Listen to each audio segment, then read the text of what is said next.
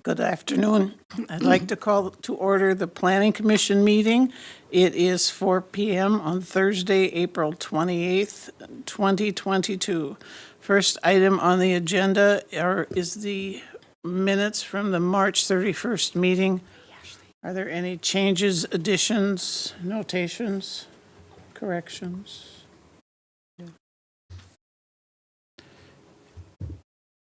If not, would someone offer a motion? I move to approve the minutes from last meeting. Second. All in favor? Aye. Opposed? Minutes are approved. This opens the public hearing portion of the meeting. The first item on the agenda is consider for approval the application of James Sowers and Dean Burdorf requesting a conditional use permit to allow the operation of retail record and vintage toy store in an I-2 general industrial zoning district on the property legally described as Lot 1, Block 217, Park Addition. City report. All right. Thank you, John Isley, planner with the City of New Ulm. The applicant here is James Sauer, and he is purchasing by contract for deed from Dean Burdorf, who's the owner of the building. The street address here is 326 Center Street, and the property is located east of North German Street and north of Center Street. Again, when we received this application in its completeness, it was prior to the enactment of the new zoning ordinance, so we have to look at the old code when we're reviewing this application. The deadline for a decision on this application is May 31st, 2022. The land use designation by the comprehensive plan for this property is industry. Surrounding land uses to the north and south are business. To the east is industry, and then to the west is downtown. This property's zoning designation is the I-2, the General Industrial District. Surrounding zoning to the north and east is also I-2. To the south and west is the B3 zoning district, the General Business District. The current site land use includes the lower level of the building would be auto repair. The street level is currently vacant, and this, for reference, is the former MVTL, Minnesota Valley Testing Laboratories building. Current area land uses include to the north, retail business, which was New Ulm Furniture. To the east is industrial, which is AMPI. To the south is office and business, which would be Southern Minnesota Orthodontics. And then to the west is the downtown and the movie theater parking lot. Notice was provided to all owners, property owners within 350 feet of the subject property and published in the Journal on April 16th, 2022. Staff did receive one email asking the duration of a conditional use of the conditional use permit, and if it would then make a permanent change to the zoning of the property. So this conditional use permit would not change the zoning designation on that property, but the conditional use permit does stay with the property if it were to be approved, as long as all the conditions are followed. For project description, the purpose of the I-2 zoning district is to provide a district that would allow general industrial uses, which include, which due to their nature and size, would not be permitted in the I-1 planned industrial district. The applicant is proposing to operate a retail record and vintage toy store in a 32 by 43 foot room on the north end of the building on the street level floor. In the lower level of the building, the applicant is operating an auto repair facility, which is a permitted use in the I-2 zoning district. Within the I-2 zoning district, land uses similar to the listed permitted uses are allowed with a conditional use permit. Retail and service establishments are permitted in the I-2 zoning district with a conditional use permit, provided they are essential to the operation of an I-2 general industrial district use. A record shop and toy store are permitted uses in the B3 general business zoning district. The applicant provides the following information on the project. One, the proposal is to operate a retail record and vintage toy store at 326 Center Street on the north side of the building. They're asking to use what is now a vacant building. They said there will be no external impacts from the record and toy store operating, and parking is provided on site in front of the store and, in the front of the store and on the street. Our parking ordinance or our zoning regulations regarding parking in this property, staff calculated that they would need 4.5 off-street parking stalls to operate this type of business. On the lower level of the property, there are 5 parking spaces that could be available. Project considerations. So in order to recommend approval of this conditional use permit, the commission will need to determine the following.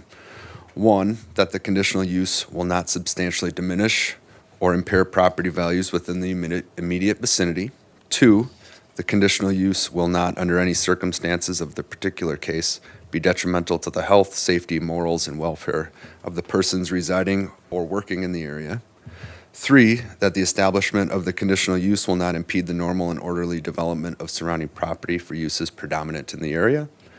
4, that adequate utilities, access roads, drainage, sanitary facilities have been planned and will be provided.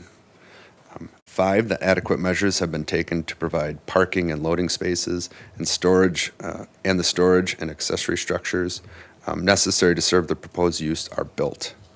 6, that adequate measures have been taken to protect against odor, noise, and site pollution. 7, the ecology of the area is maintained and protected against water, air, and general erosion.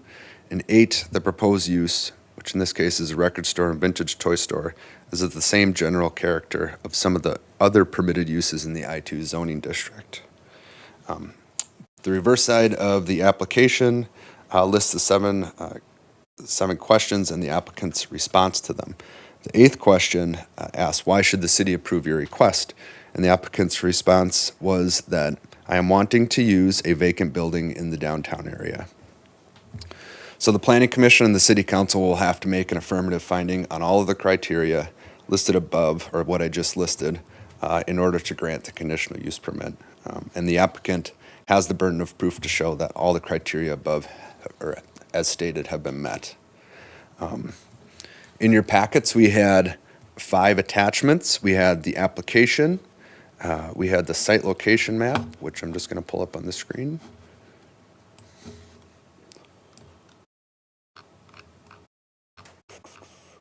So there's attachment 1, the application. Here's the site location map, and we also noted the area businesses that surround this property. So in the red there is the subject property, which we're considering the conditional use permit for. We have our zoning map, and then we have a close-up view of where the proposed proposed record store and vintage toy store would be located. So again, it's on the north end of that building, and we also highlighted where the off-street parking stalls would be. But just as a reminder, that's below street level, okay? So for our staff evaluation, staff would recommend approval of the request for the following reasons. 1, that the applicant complies with the conditions required for the granting of a conditional use permit. 2, a retail record and vintage store would generally be a less intense use than most permitted uses in the I-2 zoning district. 3, the business would be compatible and would not adversely affect other industrial land uses in the area. 4, off-street parking is provided for the use on the property. And 5, there are no anticipated odor, noise, or site pollution that would be generated from the use. If it were to be approved, we would recommend 4 conditions. 1, that there would be no exterior storage permitted on the property. 2, that customer parking will take place on hard surface locations on the applicant's property, which could be gravel. 3, the applicant and property owner will pay the cost to record the permit with the Brown County Recorder's Office. And 4, the use shall comply with the performance standards in Subdivision 8, Paragraph B of Section 9.12 of the City Code. We provided you two potential motions, one to approve and one to deny the application. I believe the applicant is here too, in case the commission has any questions. John, one of the things that you stated, or that's stated in the report is the zoning ordinance requires 4.5 off-street parking stalls, and that there were 5 provided on-site, and you mentioned that those were the 5 sites below. I'm assuming that is also where the auto repair shop is? So is there a conflict there? Well, we would need to make sure that there is enough parking provided for this specific use that we're talking about, this conditional use that we're talking about.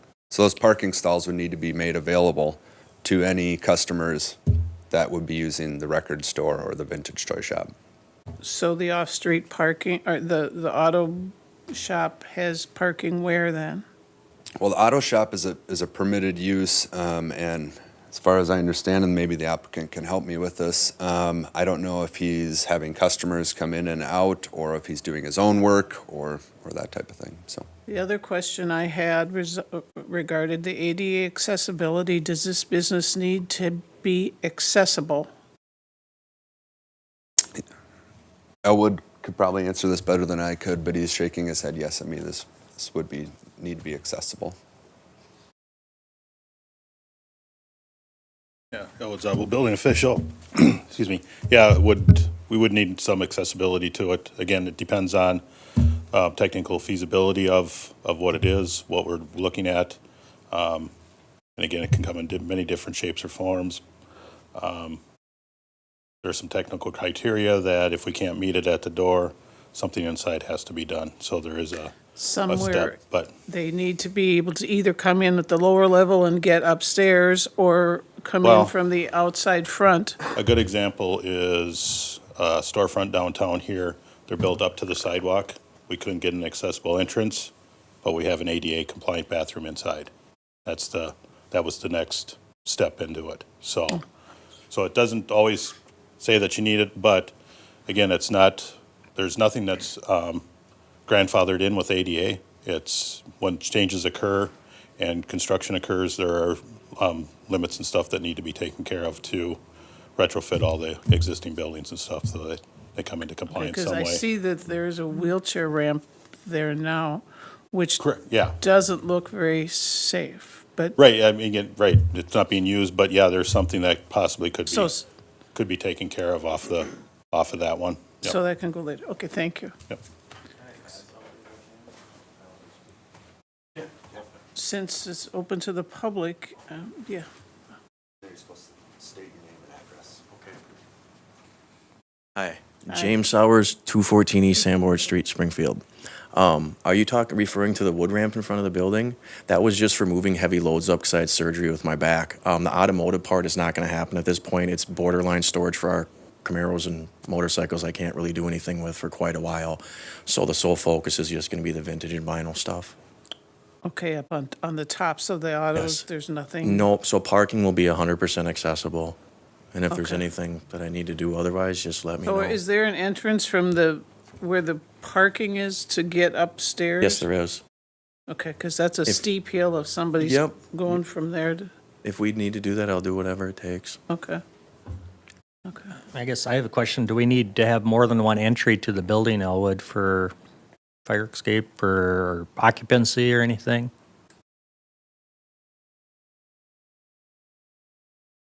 Without looking inside and stuff, probably not, because we're not going to have an occupant load and the square footage wouldn't require more than one exit, like many of our downtown storefronts have and stuff too. And I have my other question is, earlier this year, it was brought to my attention that there were people living in the building, and has that been resolved?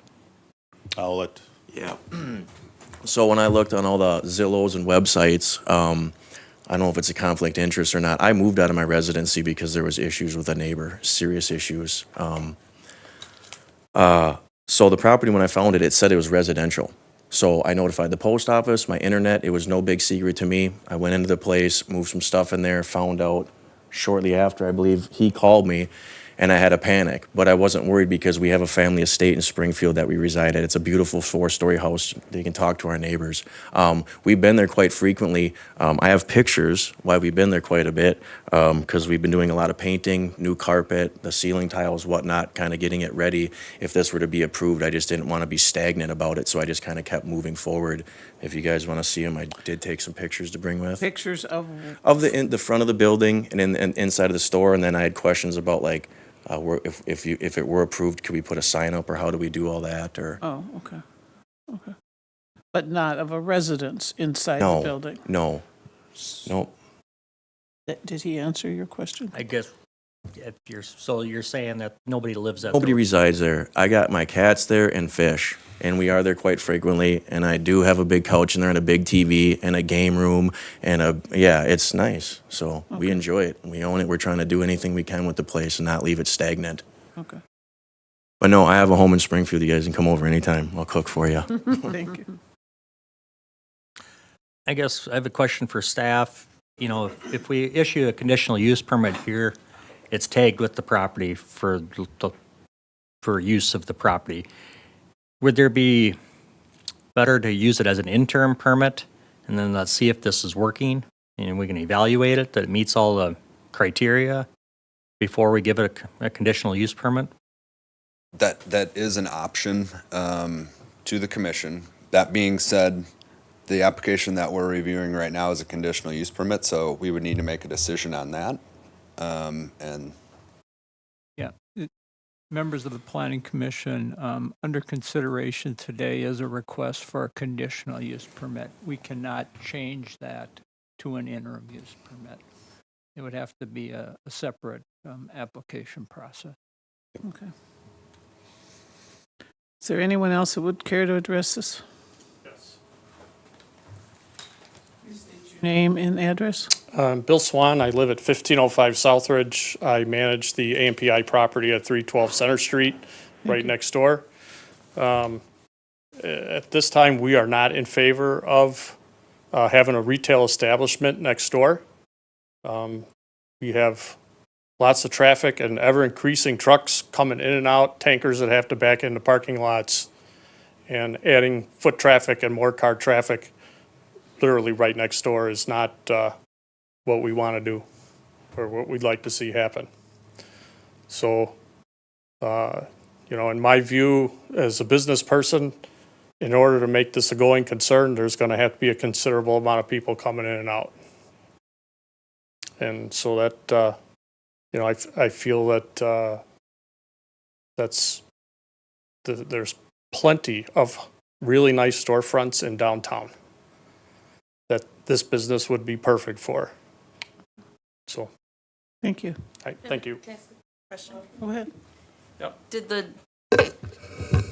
Did the traffic created by the Newham Furniture Store impede with any of your processes? Because that's also a neighboring property. Or does the traffic with the orthodontist as well? So actually, trucks trying to make the corner at First North and German Street, yeah, that's a really tough corner for guys to make with semi-tankers.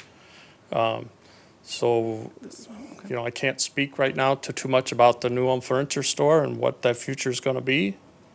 But So you mean when they're coming in, because they can't go down First North and turn on German, they would have to go up the hill. Is that what you're talking about? Because either way, they don't fit under the mall, correct? Either way, because they're all trying to get to the truck scale on the east side of our building. So they like to go down First North. They can get out of the truck, get their scale ticket, drive up Center Street to where they're going to enter our garage. The trucks are coming down German Street. Oftentimes, yeah. And then What about turning the- down First North. Is that what you're saying, Bill? Yep, Okay. in So if regards to they're the furniture turning store. down First North, then they're not. They're not coming onto the mall.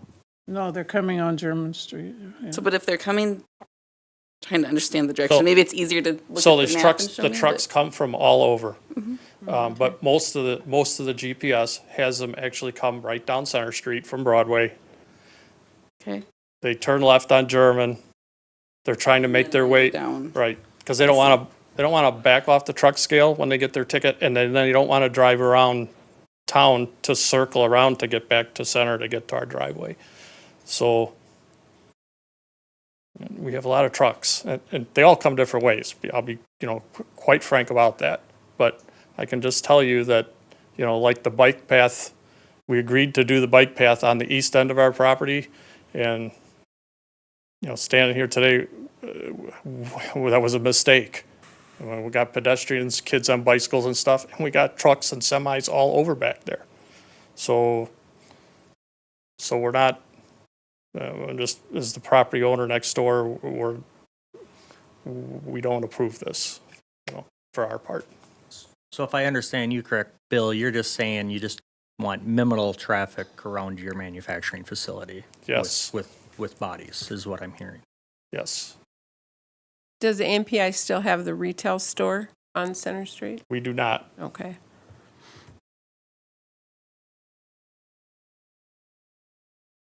That's a good question. I never thought about that, yeah.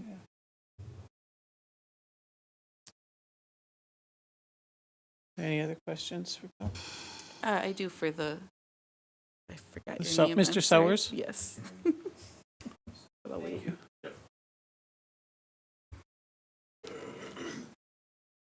Do you know what the capacity is inside your retail space that you would be having, of how many people you'd be able to have in there at one time? That I do not know. Okay. I know it's Do you have 16. any projections about how many people you'd expect would be in there at a given time? I had, under the mall, before COVID, we had Johnny B. Goods for a couple years, and our retail services were doing really well until COVID. And we, at most times, I think, only had 2 or 3 at most people in the store. And it was a pretty slow, steady business. I mean, we do sell music and old toys, so it's not like a mall or anything, if that answers your question. And the main entrance is off of German Street, not off of Center Street, correct? Correct. Okay. Do you have any idea what your hours of operation would be? Well, my daughter back there is trying to be a young entrepreneur, so she does online schooling, and we were thinking, like Monday through Friday, 8 to 4, maybe a day on the weekend, depending how it works out. And you said you do envision these people parking on the lower level and then Well, walking around to the front? I've checked in, and I'm allowed 3 or 4 spots in front of the building, right on this main street itself. So the off-street parking, because I was gonna have no public restrooms, put that on the front door, and then I was gonna have a sign off-street parking if people needed to use it to accommodate the steps and stuff. And sorry about the misconception about the ramp. That was just to move stuff in that we couldn't lift. James, where would the main entrance be? Along German Street or along Center Street? Okay, so along, gotcha. Yeah, that's the lot. The door's right here. Yeah. And then it's just this area open here. Thank you. James, do you envision then the other part of the property becoming expanded retail or? No, honestly, I don't plan on being there forever, to tell you the truth. We want to give this a good go, see how it goes for a couple years.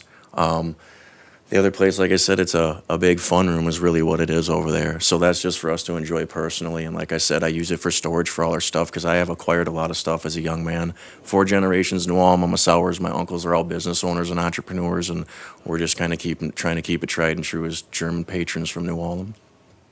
Thank you. Thank you.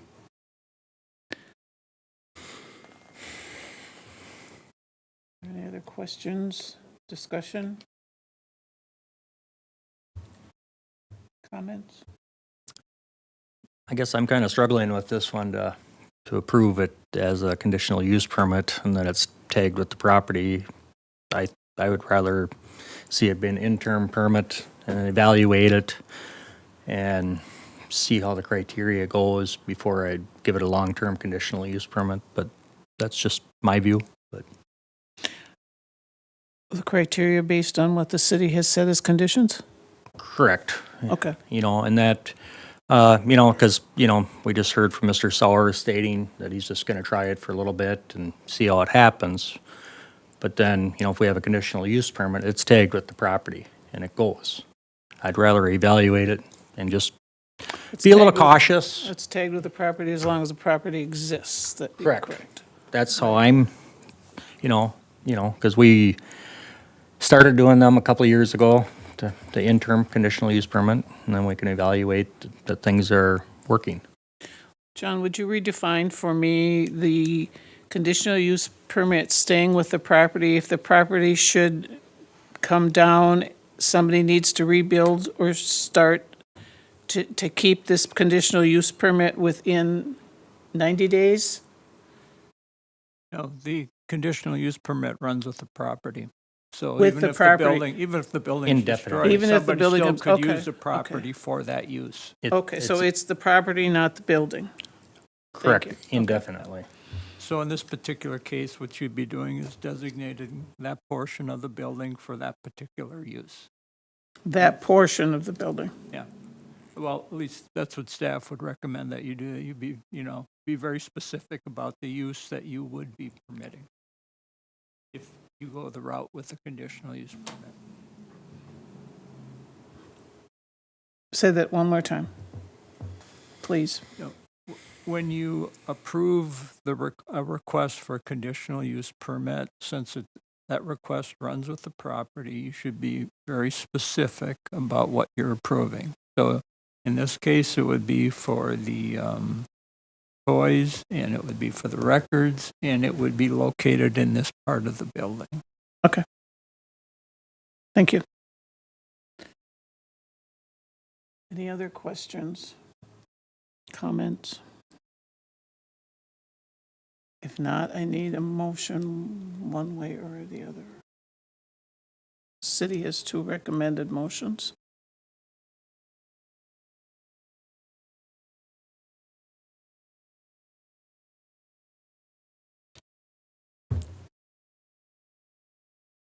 To understand correctly, conditional use permits are then pretty much forever with the property? Is that what you're saying? Yeah. Okay. See what you're saying.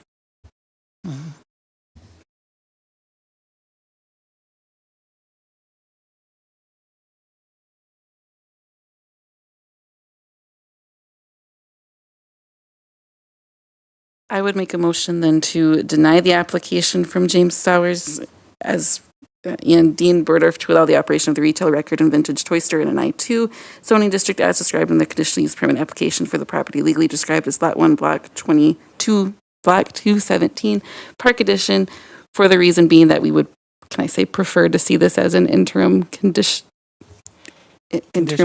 use permit? Is there a second to that motion? Second. Is there any further discussion? So what we're saying is if this was an interim conditional use, then the interim would have a timeline of Typically, it's 5 years. 5 years. But Okay. but it can be up to 5 years. Up to 5 Five's the years. max. It could be Okay. 2 years. It could be 3 years. That's the. But you're saying because we went forward on a conditional use, the only decision we can make is onset. But so the applicant could return, same exact thing, fill out for an interim, Yes. and then. Right. So, no, I think, just so we're all clear what's being stated based upon the conversation and just in the discussion is that, right? So I just want to know if we deny this conditional use, you could come right back, file for an interim, present the same package, and then we would have. So I'm just so we're all clear that if we deny today, it doesn't totally ruin you out on your idea. It just means you got to rethink it and come back. But by the rules, we're limited to only addressing the one issue today. Yeah. I would note, the public hearing notice that appears in the newspaper was for a conditional use Right, permit. okay. So That's right. Perfect. Thank you. Are there any further discussion? I have a motion and a second to deny the conditional use permit of property, an application of James Sowers and Dean Burdorf. All in favor? Aye. Aye. Opposed? Motion has been denied. Now, if you're going to reapply, then no, I should note that your action is a recommendation. So this goes to the city council for Correct. consideration at their next meeting, which is next Tuesday at Does 4:30. Would he have the option, would it speed the process along, or does he have the option to retract his application? could they then refile more quickly? Would have to He come obviously could take that action, but from a timing standpoint, it It wouldn't wouldn't make make a any difference. difference. Okay. Yeah. I guess I'm confused here. I thought the application that I agreed to 175 for was like if I.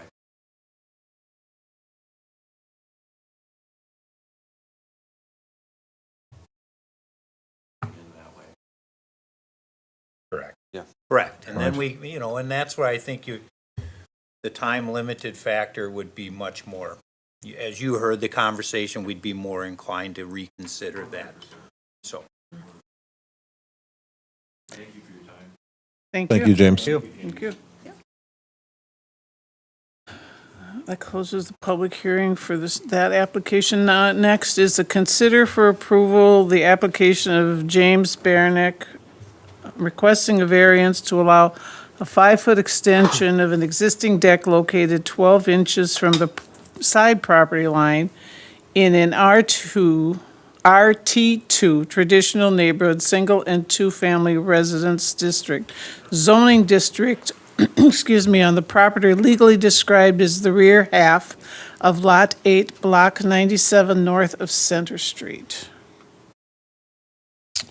Okay. John? So the street address for this property is 617 9th North Street. The property is located between Broadway and North State Street, south of 9th North Street. Deadline for a decision on this application is May 28th, 2022. The land use designation by the comprehensive plan is low-density residential. Surrounding land uses include to the north, east, south, and west, low-density residential. Zoning district is the RT2 traditional neighborhood, single and two-family residence district. Surrounding zoning to the north, south, east, and west is also the RT2 zoning district. Current site land uses are a single-family residence. Current area land uses to the north, south, east, and west are single and two-family dwellings. Notice was provided to all property owners within 350 feet of the subject property, and staff did receive 3 inquiries about the variance request. None of the inquiries were in opposition to the request. I should note that this is the first time we had actually sent out notices within 350 feet of a variance application. So I think people might have been a little surprised, and they were calling just to see why they got a notice. So, yeah.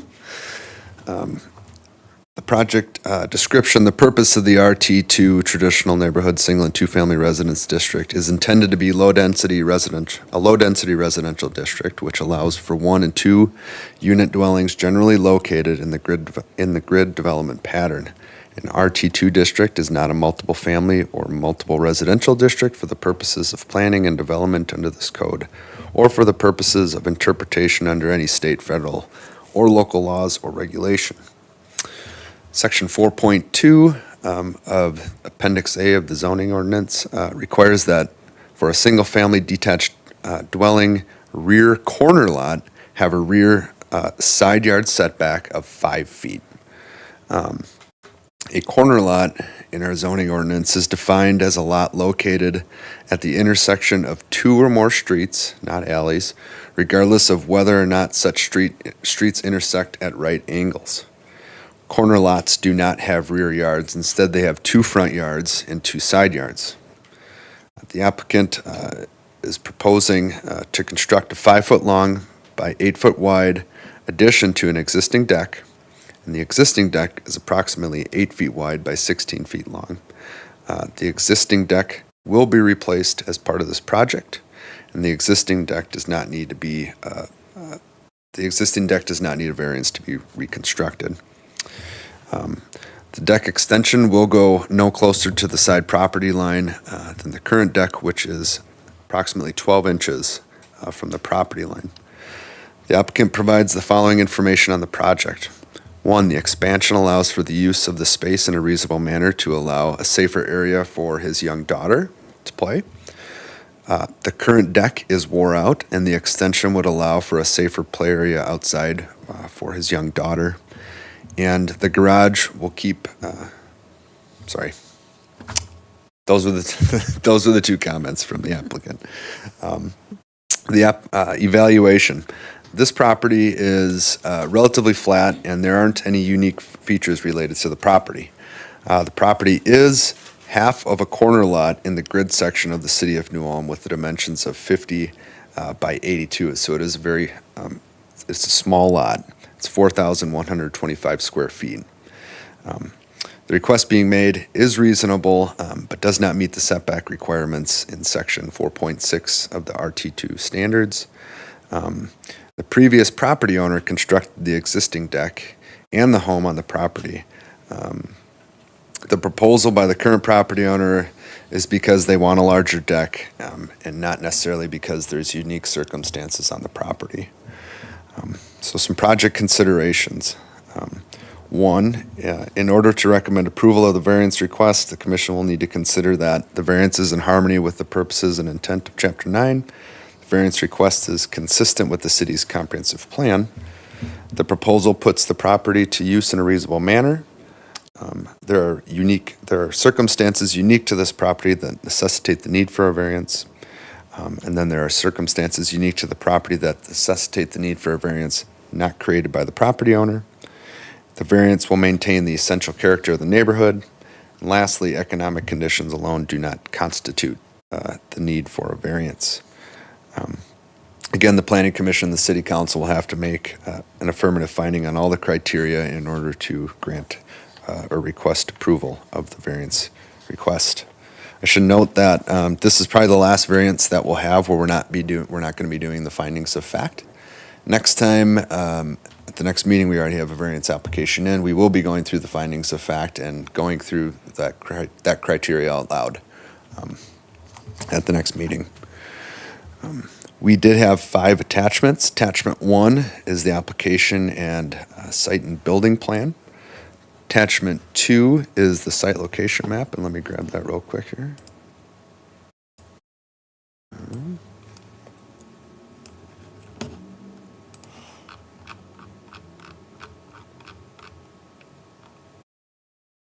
Okay, you can see at the top of the map, we have Broadway, and then their property is just south of 9th North Street there, highlighted in red. We have our zoning map, and then we have a site map of the property. You can see here in this aerial photo, there's the existing deck. This area in blue is where the applicant is proposing to expand the deck. And then we have ground level photos of the property showing where the existing deck was taken down, and it's where they'd be proposing to construct the extension and replacement of that deck. If approved, staff would recommend 2 conditions. 1, the applicant shall contact the city once stakes have all been set for this deck. And then 2, the applicant shall verify the dimensions of the accessory structure with building official prior to construction commencing. We did have 2 potential motions, 1 to approve and 1 to deny the request. That concludes the staff report. Thank you. Comments, questions? Pretty cut and dry, Yeah, just a it's little there. extension, so. I'm going to be the devil's advocate again. I'm not seeing the unique circumstance, I suppose. Is there something I'm missing that you guys are seeing that makes this a unique circumstance? I think he was kind of stating that he wanted extra room for his daughter on the deck to have a bigger playground area. I think Because there's no yard. I would So let me remind, suggest this as a unique, I'm just struggling too, is the fact that it's a very small lot. And he's trying to make the most of the fact that it is very small. It's exceptionally small. I don't know, but that's where I would hang my hat. Well, and I think that the fact that the existing deck is already there, this is only an addition, so, to the existing deck. So they could build the deck that they had back without the extension, and it'd still be there, so. Right. David? No. Okay. Right, so by rebuilding the existing one that's there, then we eliminate the safety issue that they're addressing in their application, because the safety issue was that it was a worn-out deck. So that's been addressed by just replacing it. But I'm not seeing the unique circumstances, I guess, besides, yeah, it's a smaller lot, but it's a big house on a small lot. And I live on a small lot, too. And it's, Please state your name and address. Justin Barenick, 617 9th Street North. A little bit uniqueness about it, just with the setback, I understand, but with the 8 feet with where they currently had it, the only reason for the extension was just for a lot, for more area, due to, for whatever reason, that people think that getting up to 30 miles an hour in a 1-block radius, it just seems real dangerous to allow my child to have that available. Obviously, yes, you'll be playing outside in the front as well, but due to the smallness of the lot, with the existing, we were just trying to propose that extension in that matter, that it would just allow for her more of an enclosed area, you know, your ball, whatever, would end up rolling, it's stopped, and it gives her a little more room as well, versus, you know, if, I don't know if the front side of the picture, I think my pickup's in the front, there is a slope to the front yard, so it's bound to happen that a ball's gonna roll in the street. Correct. So the extension was just to a lot, you know, that there is more than what is there for space. For mainly use in her matter, really. and I'm not familiar with, or I don't remember all of the ordinances and things like that, but would you be able to put up a fence instead that would make it then enclosed without doing a variance? You could put up, yeah, that's possible. The only reason I don't like the fence is it's that small of a lot. I would kind of say that's kind of an eyesore. You know, I mean, we've kind of looked at building materials, and I mean, it's going to be composite, aluminum railing. I mean, I'm really trying to make it look nicer than what's currently there, and, you know, just trying to make that section of the neighborhood look a little more updated and modern. John, how many feet are there between the property line and the edge of the deck? Well, it would be 12 inches. And the current one is 12 inches as well. So how does he maintain the deck without going on his neighbor's property? That's between them and the neighbor. I mean, that's. Yeah. The posts are supposed to be set in, I think currently the posts were on the edge of the 8 feet, where the way I'm understanding in the construction of this deck, it's gonna be about 1.5 feet in, and there's no discrepancy between me and my neighbor on, you know, I know they've mowed a little more on my side, I've mowed a little more on their side, there's no discrepancy there. So. Yeah, I totally see your point, and I think a deck would look beautiful in the back, and making it larger totally makes sense. It's just still that having to meet all of the criteria in the list is where I get stuck. Is there any other questions? Comments?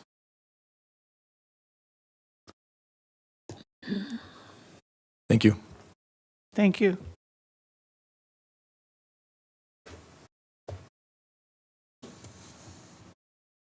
I guess I don't see any issues in it. You know, he's trying to provide an area that's contained in the rear of the home. If he's entertaining with his family and they want a little extra area to keep an eye on their daughter. And it would allow for that wider area as well from the road traffic and just the general traffic on the front side of the house. That, you know, there is quite a bit with it running in the direction with the hospital. There is quite a bit of traffic.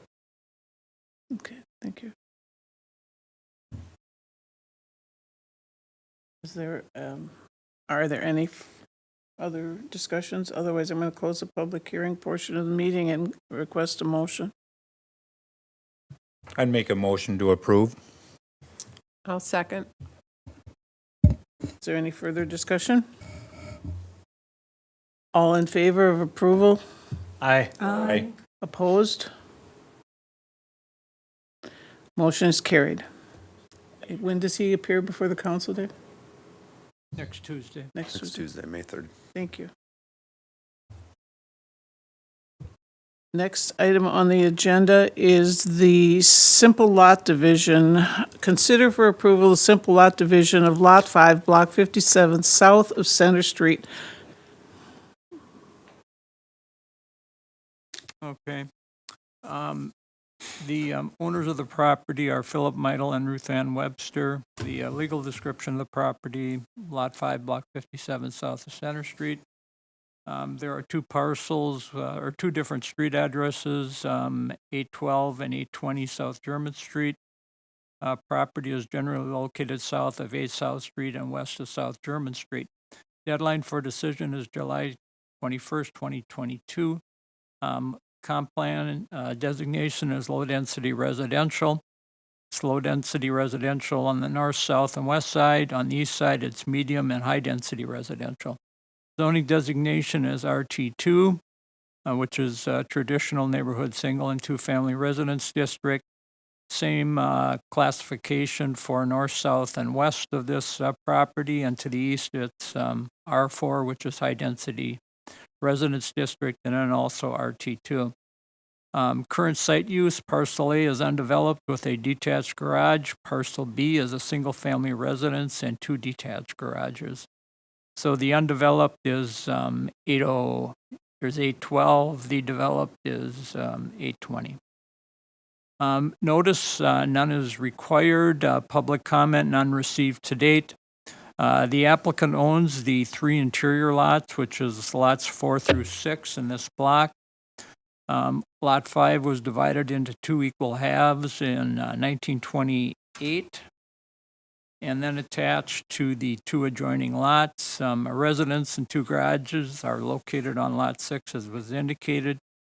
The property has a slight slope from the alley to the street.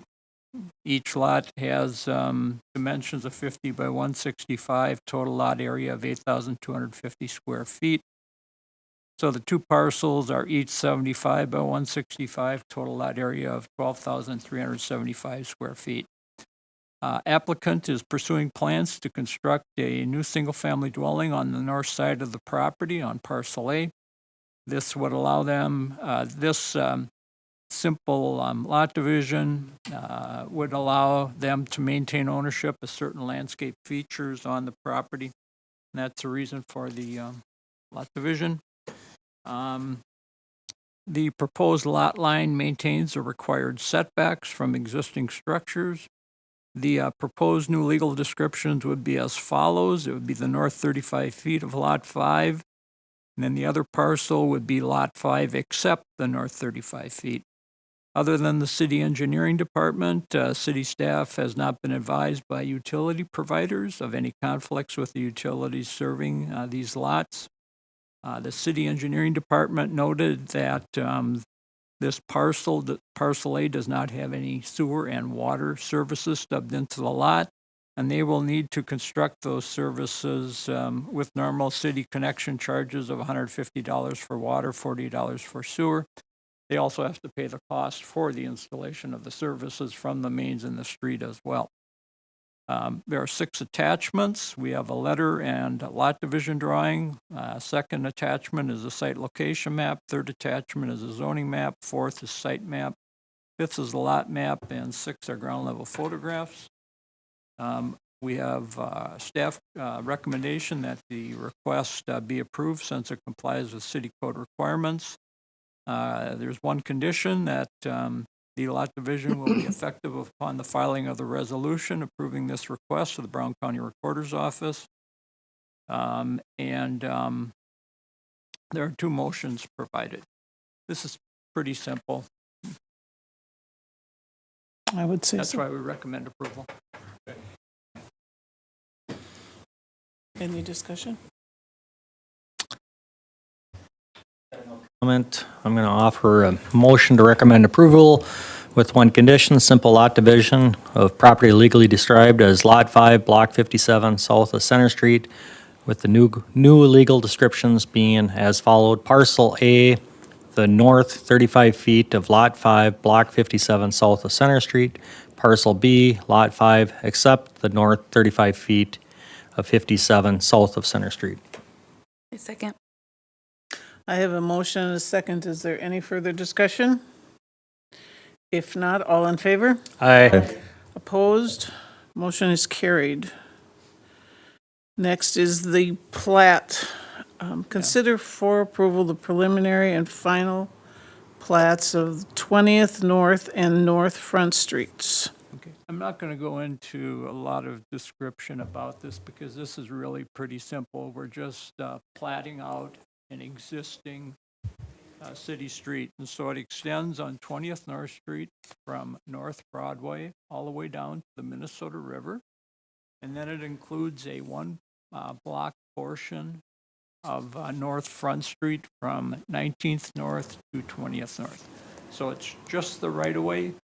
No property lines are moving. All we're doing is designating its location and establishing some dimensions to describe the distances between monuments. And then we're monumenting all of the corners, so it'll make it easier to find lot lines in the future. Okay. And this activity is associated with a project that's going to take place on 20th North, I believe, next year. Okay. Next year, you said? Yeah. Okay. Any questions for the city? If not, can I have a motion? I'd move to recommend approval of the primary and final plat of the 20th North Street and North Front Street right-of-way. Is there a second? I'll second that. I have a motion and a second. Is there any further discussion of approval of this simple plat?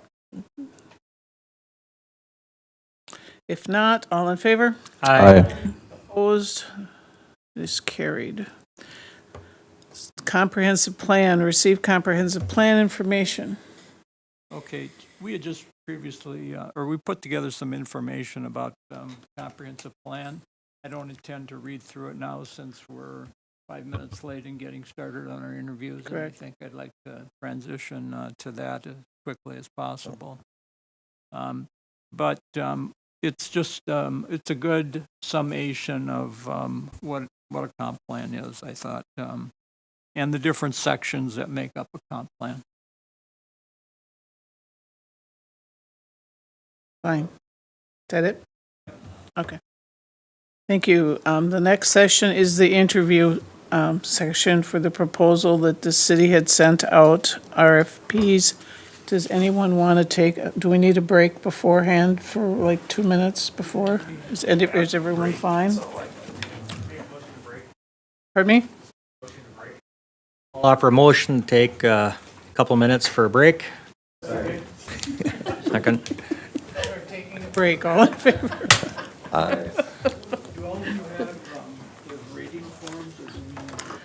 I printed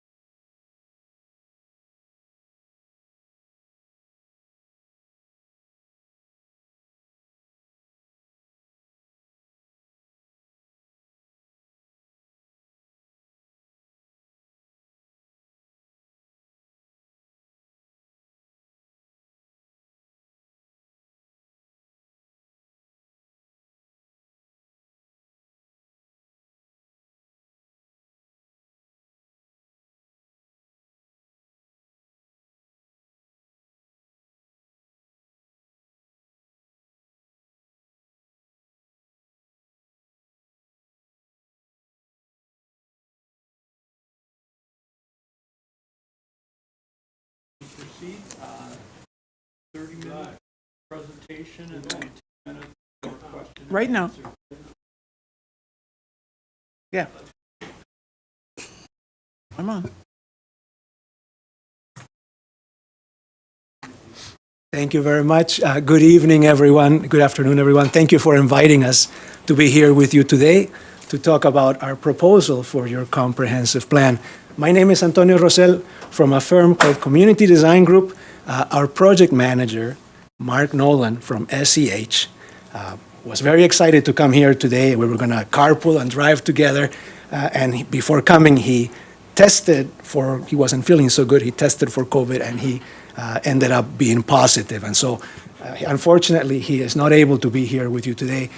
And he and I was going to be supporting him quite a bit during the work. If you were to select us, I'm going to be very closely working with him. And so he asked me to come and present on his behalf today. So I'll have a little bit of, and he has a brief message for you just starting. But I also want to introduce Adrian Diaz, who is from SEH. Adrian. Hi, good evening, everyone. Thank you for your time, and come here with over 7 years of experience doing a different variety of community planning as well as community outreach. And one thing I will say, I love comprehensive plans. Just great opportunity for the community to reflect over the last 10, 20 years and be able to see, some of the issues that we've overcome, also some of those opportunities that we have for growth and development. So thank you so much for the opportunity.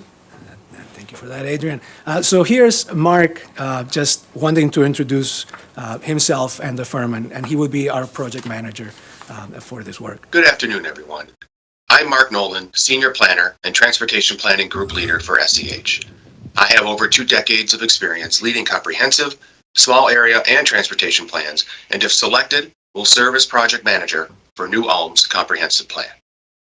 I would love to be meeting with the Planning Commission and staff here today in person, but just this morning I tested positive for COVID. However, Antonio Rosell, who is a trusted partner with whom I and SEH have worked for many years, has a large and significant role in our work with you and will take my place in leading our team's presentation this afternoon.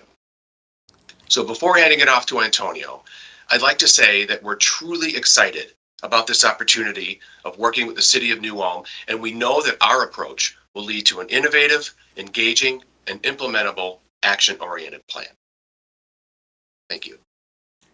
So that was Mark, and again, he apologizes for not being able to be here with you today. I'm an urban planner and a civil engineer. I've been working in this field for about 25 years and have an independent firm called Community Design Group. We have teamed with SEH many a time over the last several years. We've worked on numerous plans throughout Minnesota, and very excited to have this opportunity to tell you today about our approach and our plan. I also want to introduce, Adrian already has introduced himself, 2 other members of our team who would be working with you very closely and with your community if you were to select us. Bria Grace is a planner. She's based out of La Crosse, Wisconsin. Does a ton of work related to land use planning and comprehensive planning. I'm working with her on 2 other projects right now. We just finished a project in the city of Glencoe, about an hour north, and are just starting a project, a comprehensive plan for the city of Olivia, so about an hour and a half this way. I've worked with her on both the Glencoe comprehensive plan and I'm working with her in Olivia. Kristin Prosofsky, she is based out of Mankato, and she was going to be here today. She didn't have COVID, but she had to present at a conference today and was not able to reschedule. And so that you get a little bit of a sense of who these wonderful staff are, I'm going to share a brief video which we think might tell you a little bit about them. Hi, I'm Bria Grace, Senior Planner with SEH. I have over 24 years of experience as a community planner. Most of that time has been as a planning director for local municipalities. And what I've learned through my career is that I really enjoy comprehensive planning. It's that opportunity to step back and engage your residents about a vision for the next 20 years.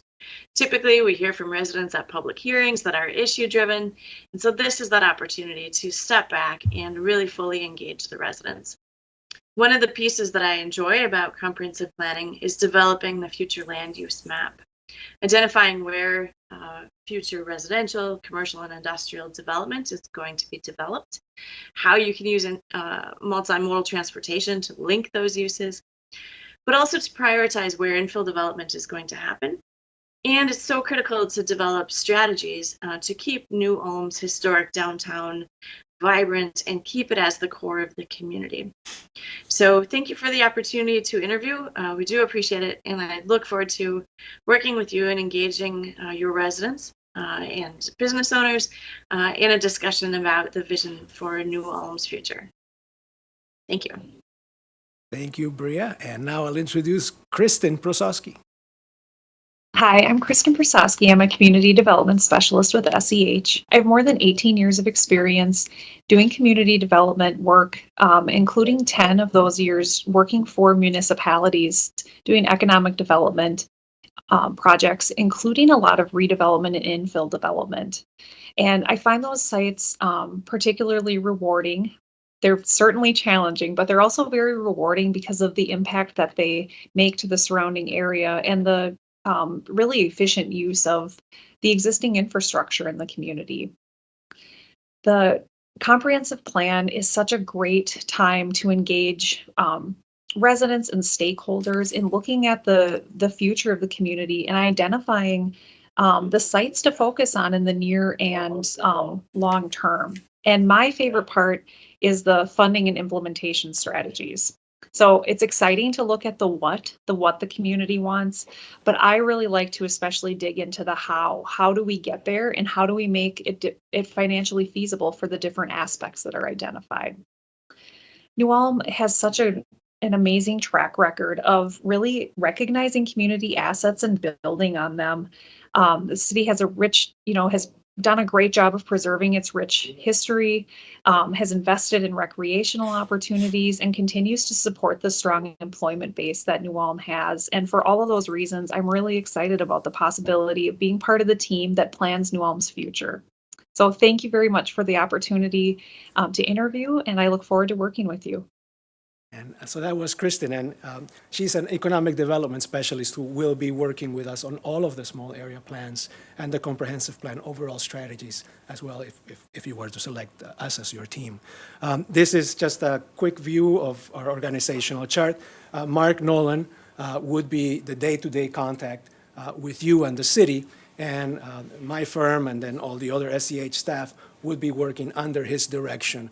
And there are several tasks that I would be leading and would be working very closely with him, but all within that umbrella of him as the point of contact and always being very close with you. And of course, Rustin Limbick is somebody who's working with you already with the city of New Ulm and the capacity with your Planning and Utilities Commission, with Public Utilities Commission, I'm sorry. So the overall approach for the project, the way that we are thinking about and wanting to organize this work with you. First of all, our main goal, of course, is developing this integrated and comprehensive plan that looks at your community today, where it has come from, the assets that it has, and then thinking about where you want to be 10 years from today, 20 years from today. That's a process that we develop by working closely with your community members, with your residents, and assessing the different assets and all the strengths that you have. The second main component is, of course, these 4 small area plans, of these redevelopment or development areas that you've identified. Now, something that is interesting and I think unique about our approach is that we will be approaching that work by developing the comprehensive plan to provide guidance for those 4 small area plans. So we would be testing out the guidance of the comprehensive plan in the application of those individual plans and then learning from that and then feeding that knowledge back into the comprehensive plan so that the things that we learn in terms of processes, in terms of goals, in terms of potential challenges, that gets fed into your comprehensive plan, and that tool then allows you to tackle any other small area planning exercise in your community so that it's a knowledge machine that goes back and forth through iteration. The third goal, and really the third component of our approach, is an engagement process that is responsive, that really is intentional and wants to be inclusive, so that we get information that feeds into the visioning, into the recommendations, that feeds into our approach for the overall comprehensive plan, but also for the small area plans. And we are, you'll see this as we go on in the presentation, but we have, and I'll be describing an approach for the comprehensive plan itself, and then following that for the 4 small area plans. The foundation for everything is community engagement. This is the way in which we are going to learn from your residents what they envision for the future of New Ulm, what their aspirations are, what they wish the city to be 10 years from today, 20 years from today, or even 6 months from today. And we use that as the key ingredient, as the seed for developing those comprehensive plan and small area plan documents.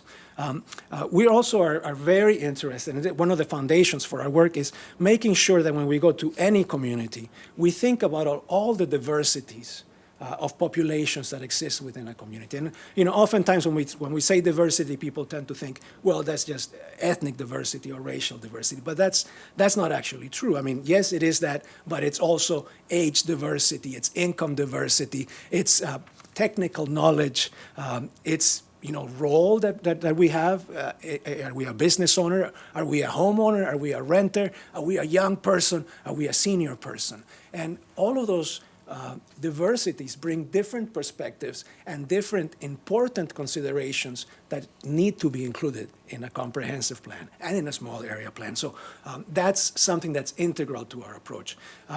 For engagement, one of the things that we always keep in mind is, it's great to have open houses. I mean, they're a key component.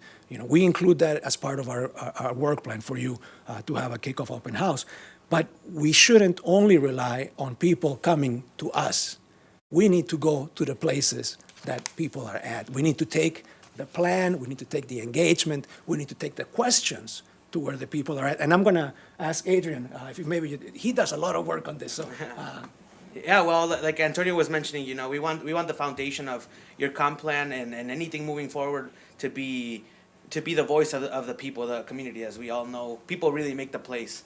So as Antonio was mentioning, we want to make engagement and outreach not just easily accessible, but convenient and also fun and exciting people. It's a great opportunity to excite and engage folks, to get them ready for what's next and where can we go from now. So you want to be able to take engagement and the comp plan to the people where they are already. So.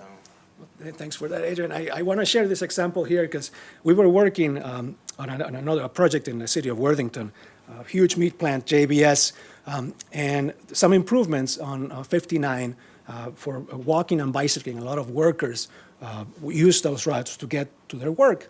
And we had a hard time reaching them because they're busy. Their work is hard. By the time they're off of work, they don't want to go to a meeting. They're busy with their family, etc.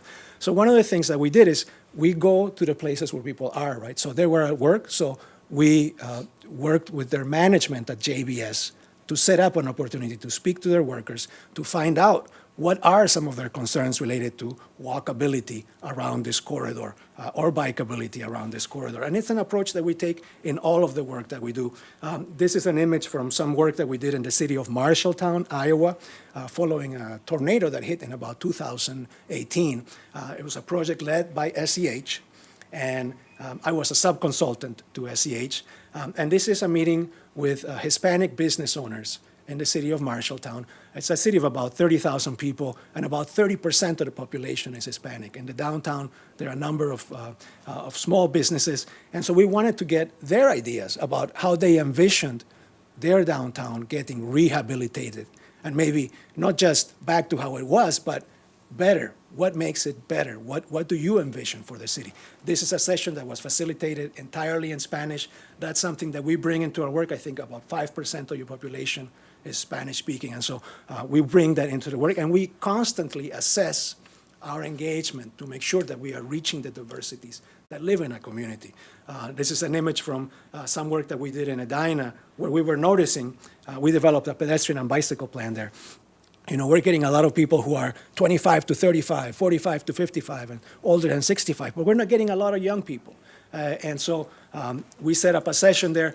Adrian, that's one of the things that you do, work with young people quite a lot. Maybe tell us a little bit Yeah, about your and, you know, approach. that's one of the fun aspects of our work is being able to go out to different groups in the community. And like Antonio was mentioning, we went into a classroom during the day and actually, you know, brought a complicated, complex topic and made it easy and accessible for kids, and also explained to them the importance of, you know, the work that we're doing, but also the impact that it's going to have 10, 20, 30 years from now, and how their voice really makes an impact. Thanks for that, Adrian. What I'm showing you now is an image from one of the tools. We've been sharing a lot of images from in-person engagement, right? But we also know that a really convenient tool for a lot of people, if we want to get engagement up, is developing a robust set of online tools. This is from the City of Glencoe's comprehensive plan. And again, this is a comprehensive plan that my firm led with SEH as a sub. I work with Bria on that work. And we set up this tool, you know, during the height of COVID. Glencoe's a city of about 5,700 people. We had 1,000 people participate through our engagement. All of it remote, because at the time we couldn't meet in person. 1,000 residents of the city participating, and through a wiki map, through online surveys, several surveys, you know, like an active campaign, well-coordinated campaign. I also want to show you something else, you know, now that we're talking about online engagement. When we work in person, a really fun thing to do is to lay out a map and bring all kinds of tools and pens and Play-Doh and build things. What I'm showing you now is actually not from an in-person meeting. This is a digital workspace that we were able to set up where we have a shared working space. We have 20 people working from their homes, and everybody's using these digital Post-it notes and digital drawing tools, and we're able to develop ideas in a way that is very helpful and also convenient for people. So what I want to share with you about this, the summary is, you know, we're excited to develop a foundation of engagement that relies on in-person activities, but that also has an incredibly robust online suite of tools. And that we would do this throughout the process of the plan, because we need different guidance at different times of the plan. There are different questions that the plan needs. There's going to be different questions that we're going to need for the small area plan. And so online and in-person engagement throughout. And then just to go through some of these engagement stages, the very first engagement activity, which is generally a very exciting time for our community, is hold a big, great public kickoff, an open house, where we, you know, bring some foundational information, some of our base investigation out. We ask questions. It's already an interactive and information gathering session. We ask, you know, what do you love about New Ulm? What would you like to change? What are some opportunities that you see? And that's incredibly valuable. And then we build continuing participation in the plan. The next stage is when we work with you on those 4 individual small area plans. Each one of those is an engagement opportunity. And what we have in our proposal to you is that each one of those is a design workshop where we are working, and I'll show you some images later on in the presentation about what that looks like. And then after this work is done, you know, we have the comprehensive plan and the 4 small area plans. We have a final open house where we share these results back to the public, where it's like, you know, this is what we're showing. You know, we've been working with you for 12 or 18 months. These are the results of the work. And what do you think? Tell us, how do we improve it? And then we work with you to the next steps, which are adoption, to support that adoption process, right? Because there'll need to be public hearings, et cetera. We'll be there with you for that. I want to talk a tiny bit. I'm just going to check the time. I'm at 19 minutes, and I think we probably have 10 more minutes for presentation. Yes. Okay. So I'll go very quick. I'll be very efficient. So for the comprehensive plan, I want to just share with you that, first of all, we have developed comprehensive plans all over the state of Minnesota. This is, you know, this one is, for example, one led by CDG. This is led by SEH for the city of Virginia, so International Falls, Virginia, by SEH, Grand Marais, but by CDG. Some work in Wisconsin led by SEH, St. Joseph by CDG, Marshalltown led by SEH with CDG as a sub, and I just mentioned Glencoe, one that we led and with SEH working with us as a sub. When we are developing comprehensive plans, we focus laser-like on the idea that, everybody can produce a boring document. That's, anyone can do that with a Word license, you can do that. But what we want to do and what we like to do is to develop plans that are easily understood so that people, regular residents, not professional planners, but regular residents, can understand what is being proposed for their community.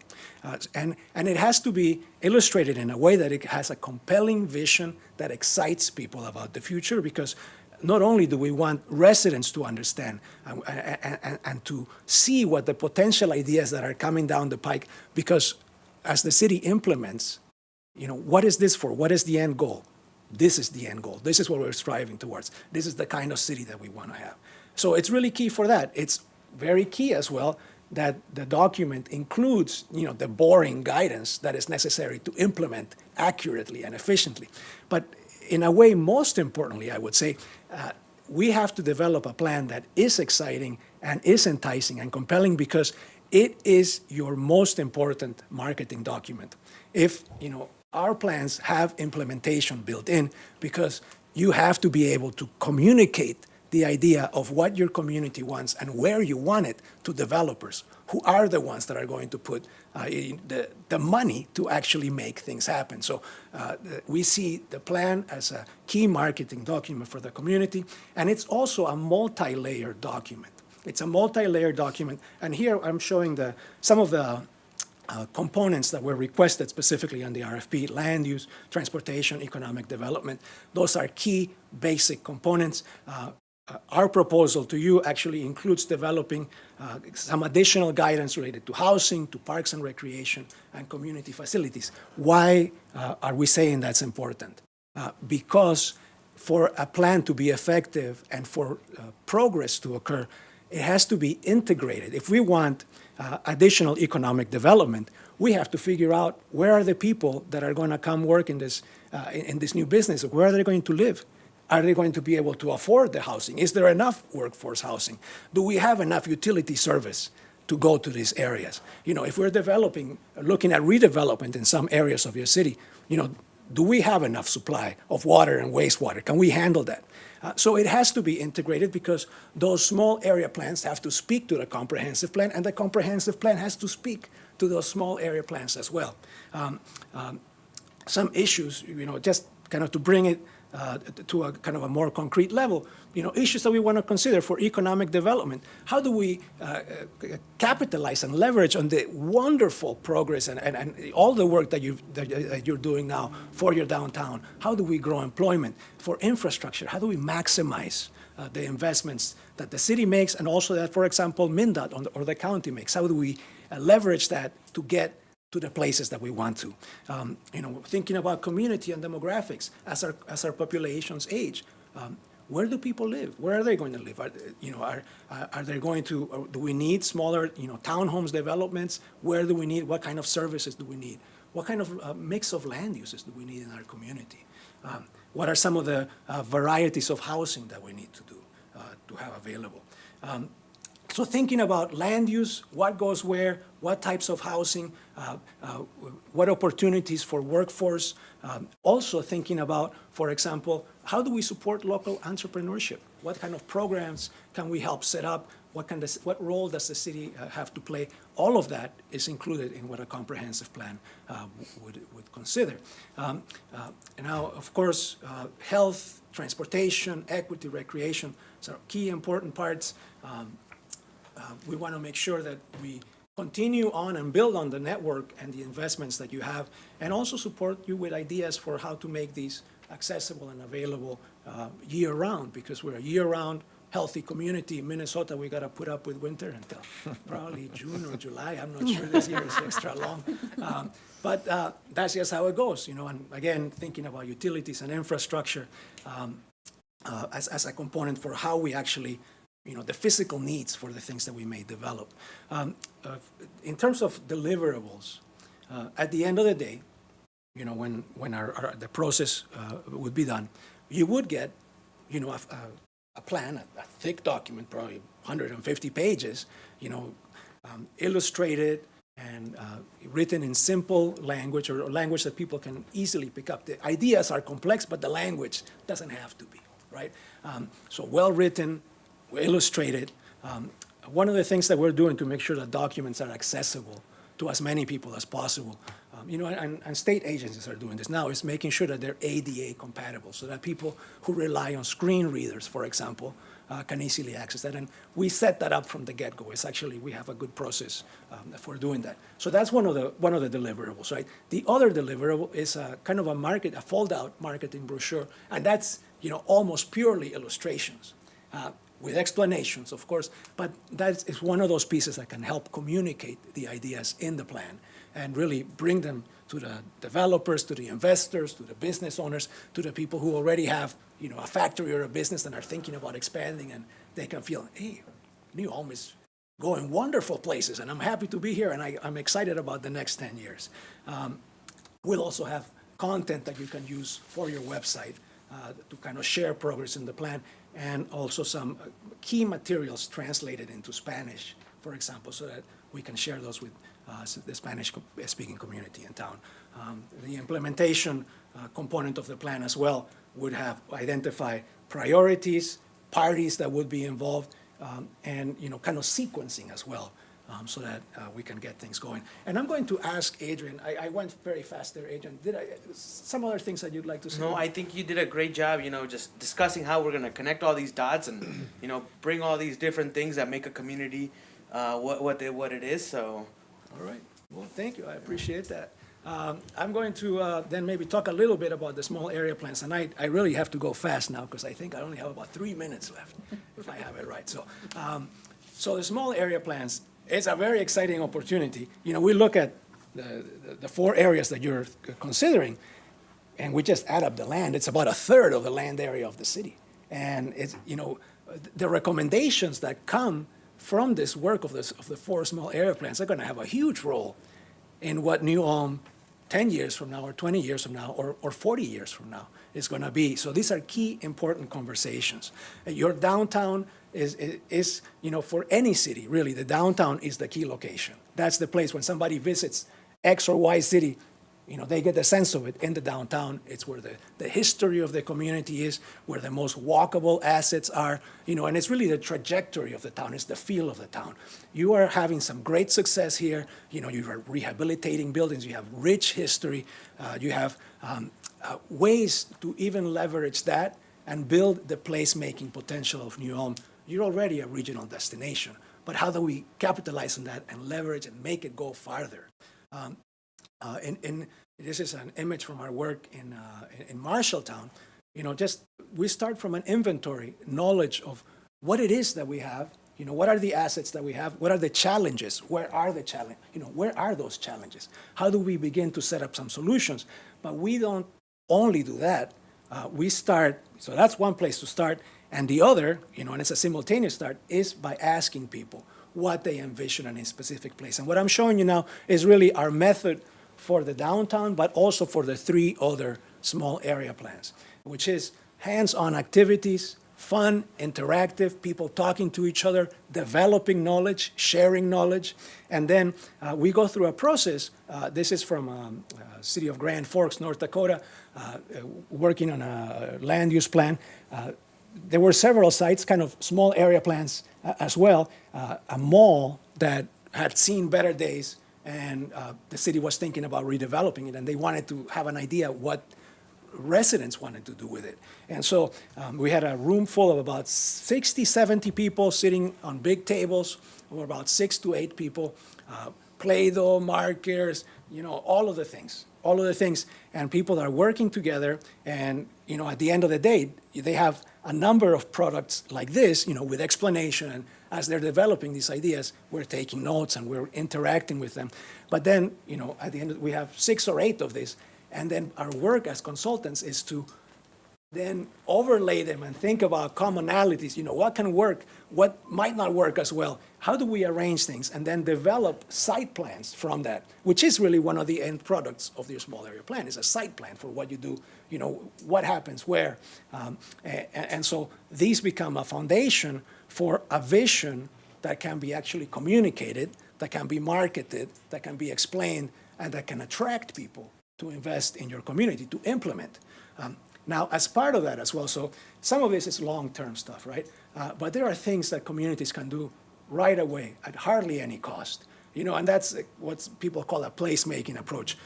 Adrian does a lot of work on this too. Adrian, maybe tell us a little bit about placemaking. And one of the things that we want to go out is, see those little spaces that can be have a bigger impact. Whether it's adding a bench, like you can see right here, adding some plants, and when someone comes to visit, they're like, oh my God, the new home had a beautiful downtown. It was places to sit, places to chat, right? So we want to be able to keep building that, like Antonio said, and just keep going. Well, and a lot of it is fairly inexpensive stuff that can be done quickly. I want to just briefly go over the 3 other small area plans. I'll talk extra fast now. So Cottonwood is a fantastic, beautiful site. Natural amenities, views, topography.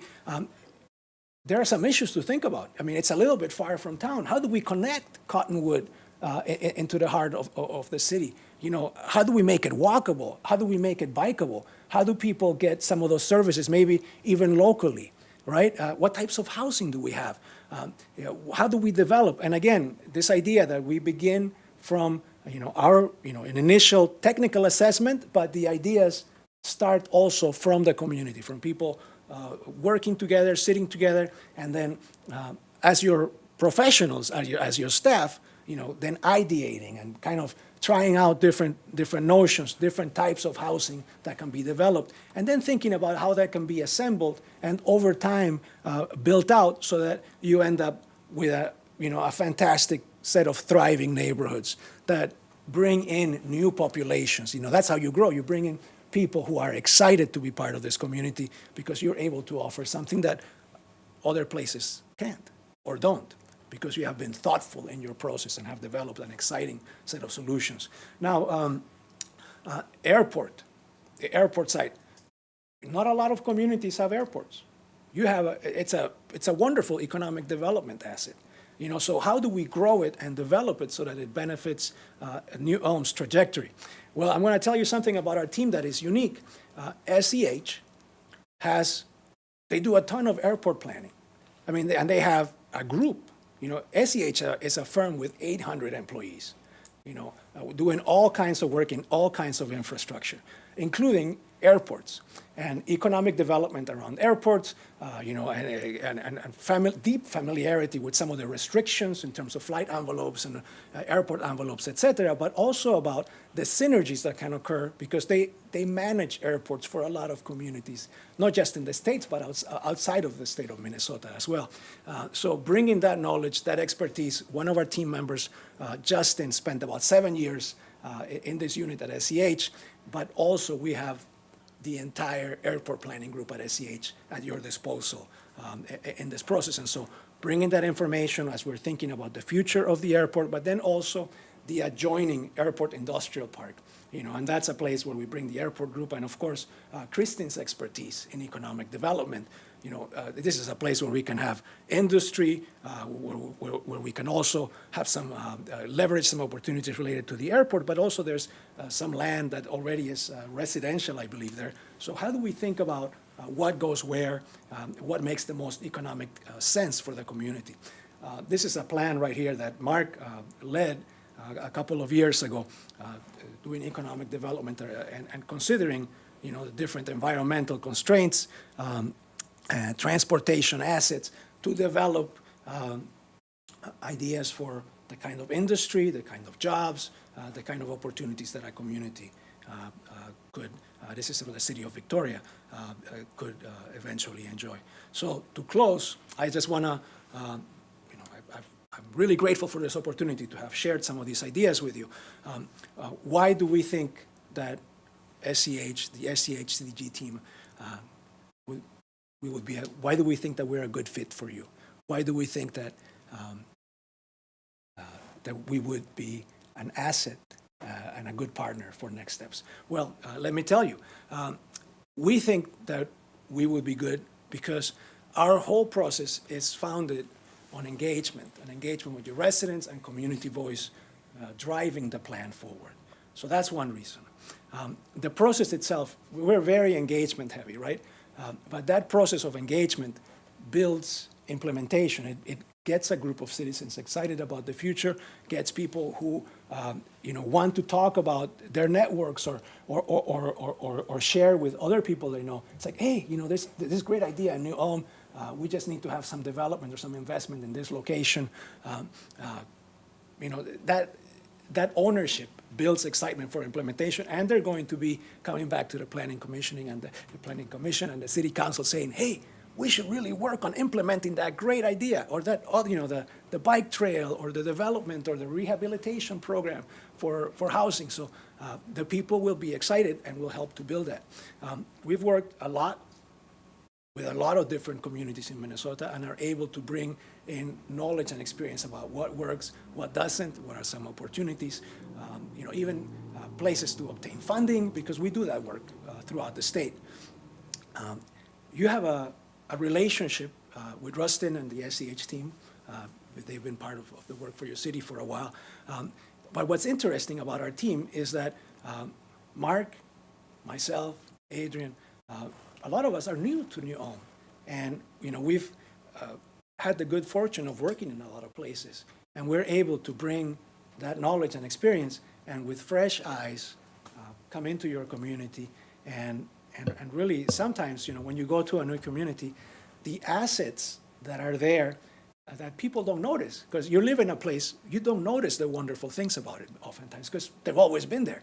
But, I come in as someone new, and it's like, oh my goodness, did you see that? That's beautiful. This is great. How come people aren't thinking about doing this with this asset? Could wrap it up. Yes, thank you very much.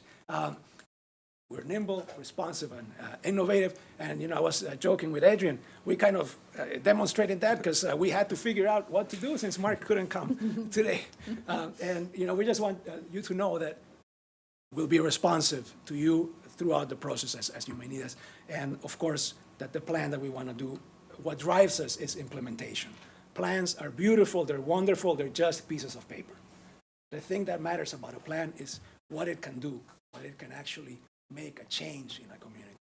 That's the purpose for our work, to make plans that change. So with that, I'm going to say thank you very much for your patience. I apologize that I went a little bit over time. This is very exciting to have this opportunity to talk with you. And we're grateful for your time. And any questions that you have, of course, we'll do our best. Does anyone have any questions while we have them here? I do. Go ahead. So how do you work with planning commissions in your previous projects? How does that work? Well, we support. Sometimes they have a question about an issue that comes to them. And, especially if we're working on the comprehensive plan during that time, we interact with them and say, the plan isn't finished yet, but we can provide this guidance as to this, should you turn this industrial land into residential land at this location? Looking at the big picture, it might not. It might not be a good idea. In other cases, a planning commission will be kind of a steering committee for a plan. And so we're really working with them, almost day to day. A structure that we like to have, working with communities, is to set up something that's called a project steering committee. And that project steering committee oftentimes it's made up of planning commission and interested citizens and business owners and other stakeholders. It could be members from the city or from the county or the DOT. And we meet every month and we discuss the progress. They get to see drafts of the plan. They drafts of ideas. They comment on those ideas. And they say, I think, that sounds great, but I don't think that would work in New Ulm. That's a little bit too crazy for us. So then it was like, okay, we'll dial it back a little bit. So it's an iterative and interactive relationship. And it's a really good way. Planning commissioners have unique knowledge about their community. They're people, you all are people who have a lot of interest in planning, who know what's going on, and you see a lot of what the community is looking to do already. You're aware of the issues, and so bring a wealth of knowledge and information that can really make the process more efficient and end up with a better plan. Are there other questions? I have one question regarding the timeline. Since the project is already, no fault of yours, behind schedule, do you have commitment issues on the back end with other prior commitments? You know, I'm going to say, I'm going to speak for Mark, but I'm going to say Right. that we are excited to adapt our timeline to your needs and you know, your timeline realities. So, Okay, so there's no other project commission or commitment coming on the tail end that would, you know, I don't think so, to be honest. I mean, I have a, no, I think, I had some I know notes. it's Yeah. hard for you to answer for someone else, but, okay. Yeah. And you know, one thing I'll mention is that, you know, cities are complex and things always come up, and, you know, our job is to be flexible and cater to you, so Yeah, that's gonna be our number one goal. yep. Okay. That's a great answer. Thank I you. guess I have a question. Do you just come down for a day trip, or do you actually stay in the community overnight and ask other questions or feedback, dine in local restaurants, to lodging and things like that to give, say, the tourist view versus, you know? That's a wonderful question, because I think, you know, I'm somebody who believes that to understand a place, I mean, the best way to understand a place is to live there, right? Of course, you know, with projects in different places, it's actually, you know, family and, you know, I live in St. Paul. It's like, oh, bye guys, I'll see you in a month.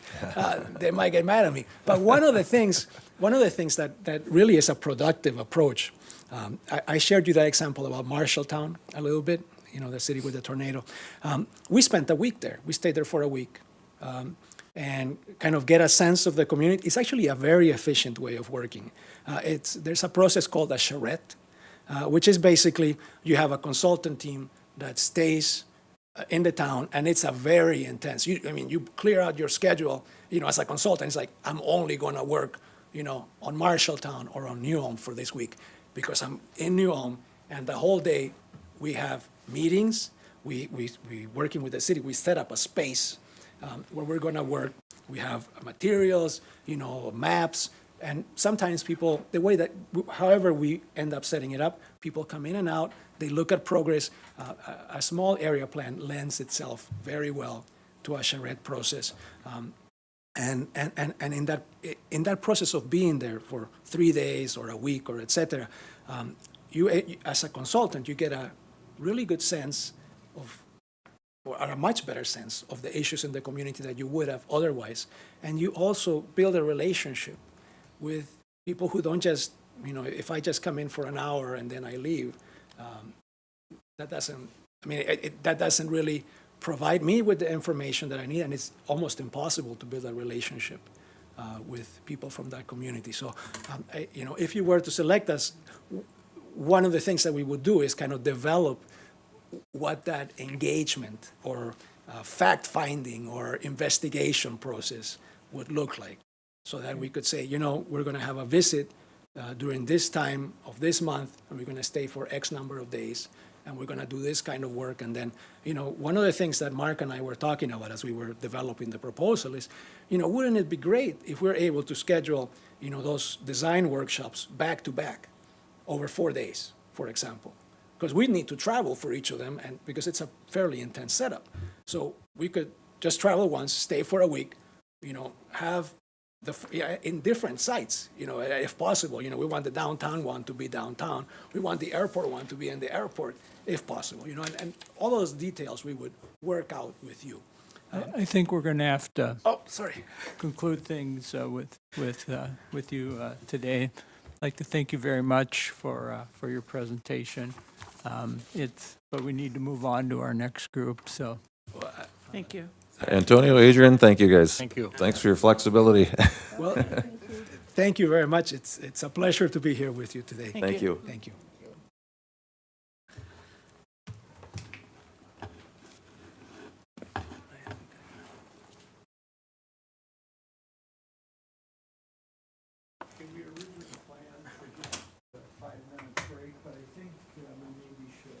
Let's keep moving.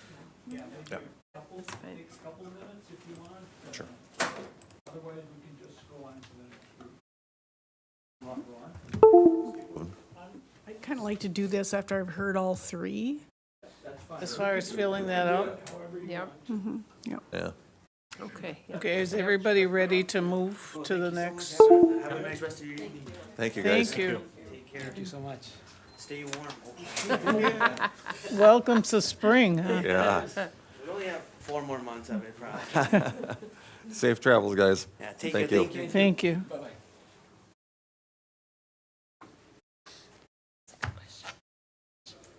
I had another one similar. I think about that, so it was interesting to hear that they would say. Hard. Trying to understand what the city wants. Have my sub. Yeah, no, exactly. Yeah. Very good. Break those up, man. The question is, have you ever gotten to the community? Back in the corner, I guess. Identified Oh, geez. Oh, I John didn't just know kind of that. hit him in plain sight there. loss or the opportunity? Pass them to us? Break those up, man.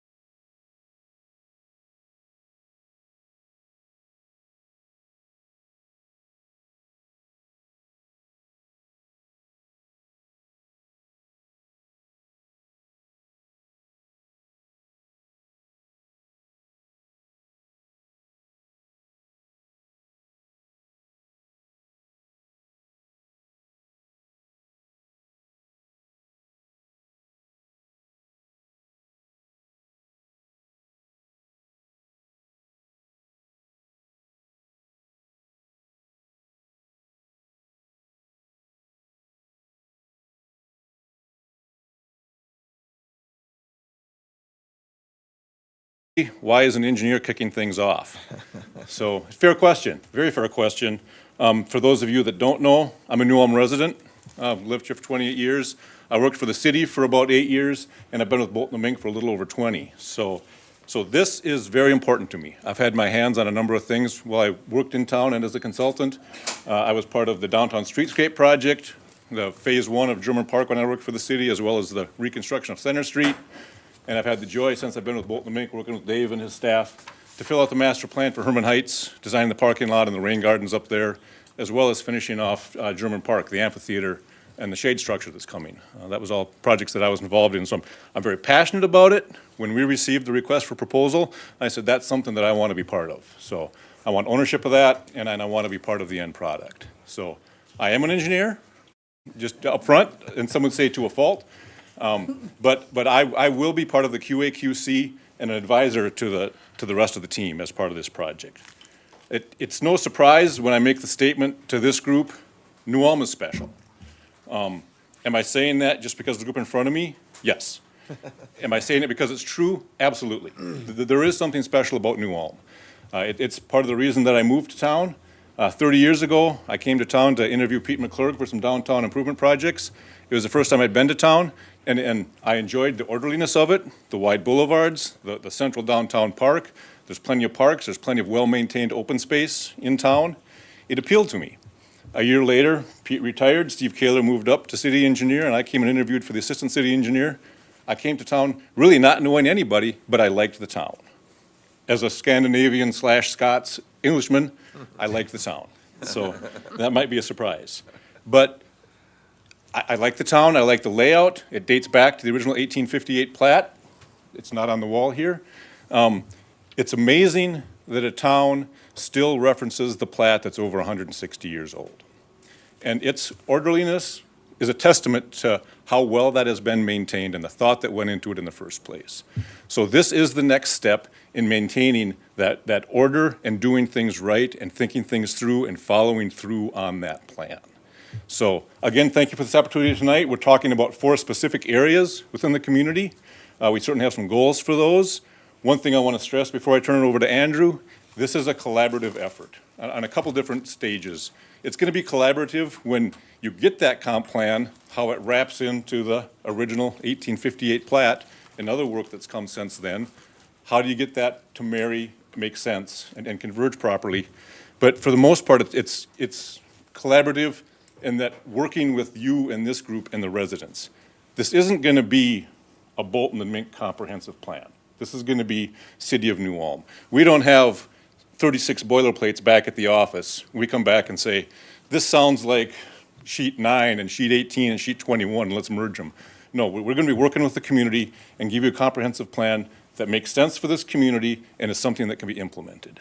So enough bragging about my involvement in here. I'll turn it over to Andrew, and you can listen to somebody other than an engineer. Again, thank you for your time. If you have questions, I would encourage you, ask them when the question's hot. We can wait till the end and take it, or feel free to interrupt us. If we hit a point that you want us to expand on, please do so. Thank you. Thank you very much. Engineer kicks us off well, straight.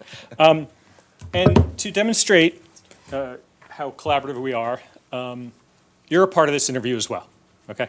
So actually what we want to do, before I start talking, I'd like to actually go around the room, start here, and real quickly, or you have food in your mouth, do you want me to start over there?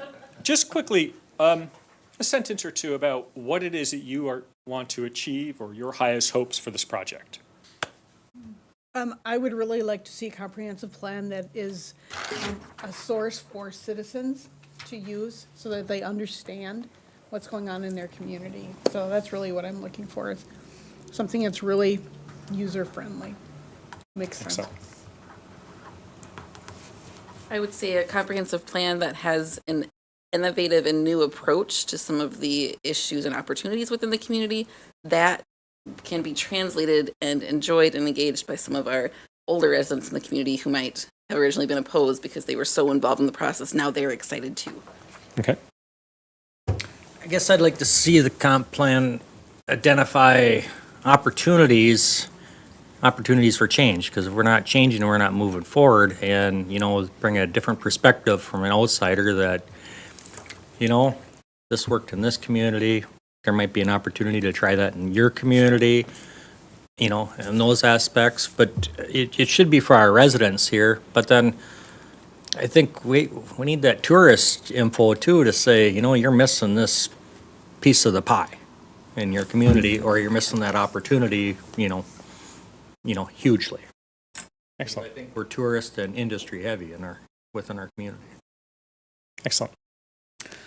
I'd like to see a plan that's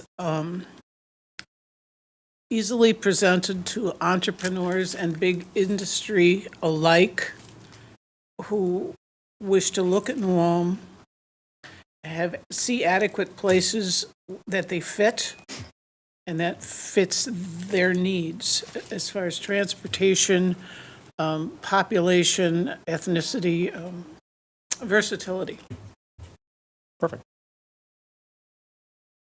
Much of what my colleagues have already said, just something that moves us forward, leadership orientated, innovative, the future change is inevitable.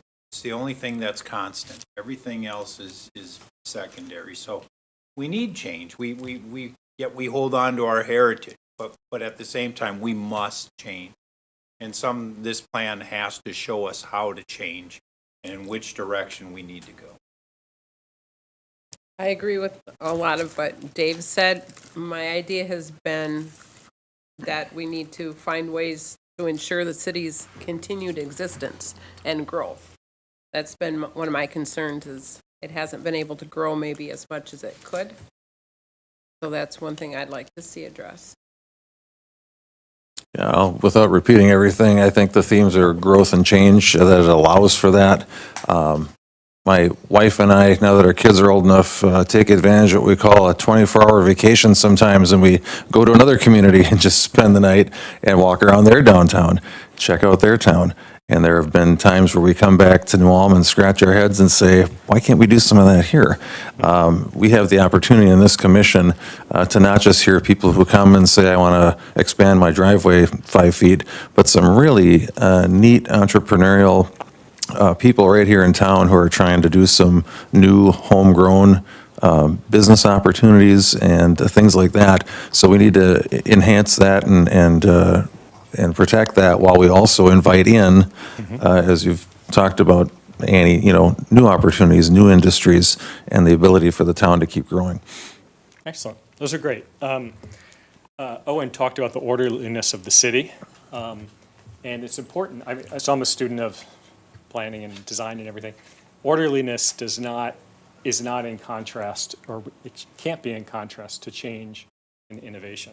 And from what I understand, in fact, is that much of the orderliness of the city has presented some great opportunities for adaptation, and flexibility. So, thank you. That was great.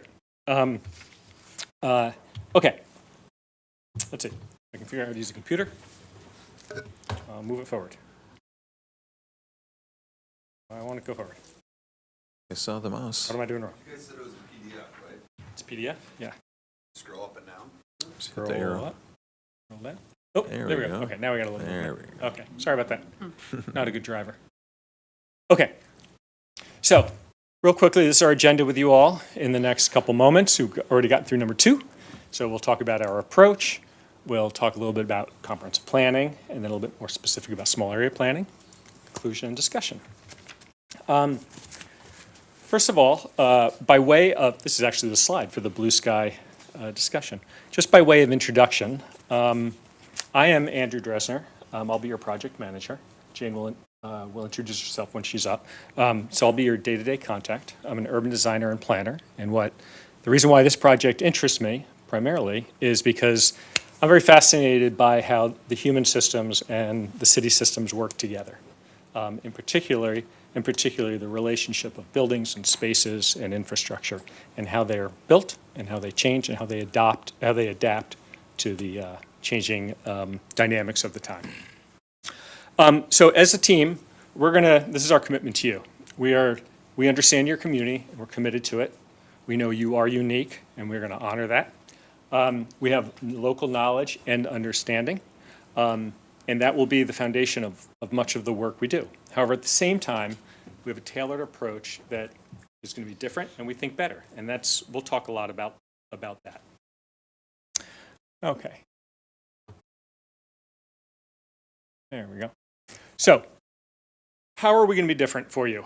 3 ways. We're going to think differently, we're going to communicate differently, and we're going to deliver differently.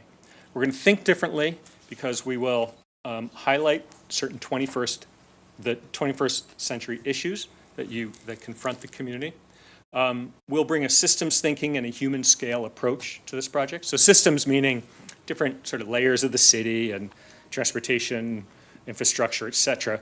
All that has to work together, but at the same time, the city's experienced like on the sidewalk, face to face. So human scale experience is essential to a success of any place. We say in our business, people like to be where they see people. So it's very much about the human scale. We'll communicate differently. I believe in showing, not telling. Like I don't like preaching. I'm passionate about what I do. I'm passionate about what I believe in, but I believe it's better to work with people and develop trust. If a comprehensive plan is about change, then I also believe change happens at that pace of trust. And then we'll deliver differently. We believe that no one document can speak to everyone. I have an interesting story about Chicago, maybe later, about Chicago and the plan for Chicago and how it was part of the civics class, actually, in Chicago in the early part of the previous century. But the point is that I believe that if a plan, if it's made to fit on a shelf, it might just sit on the shelf.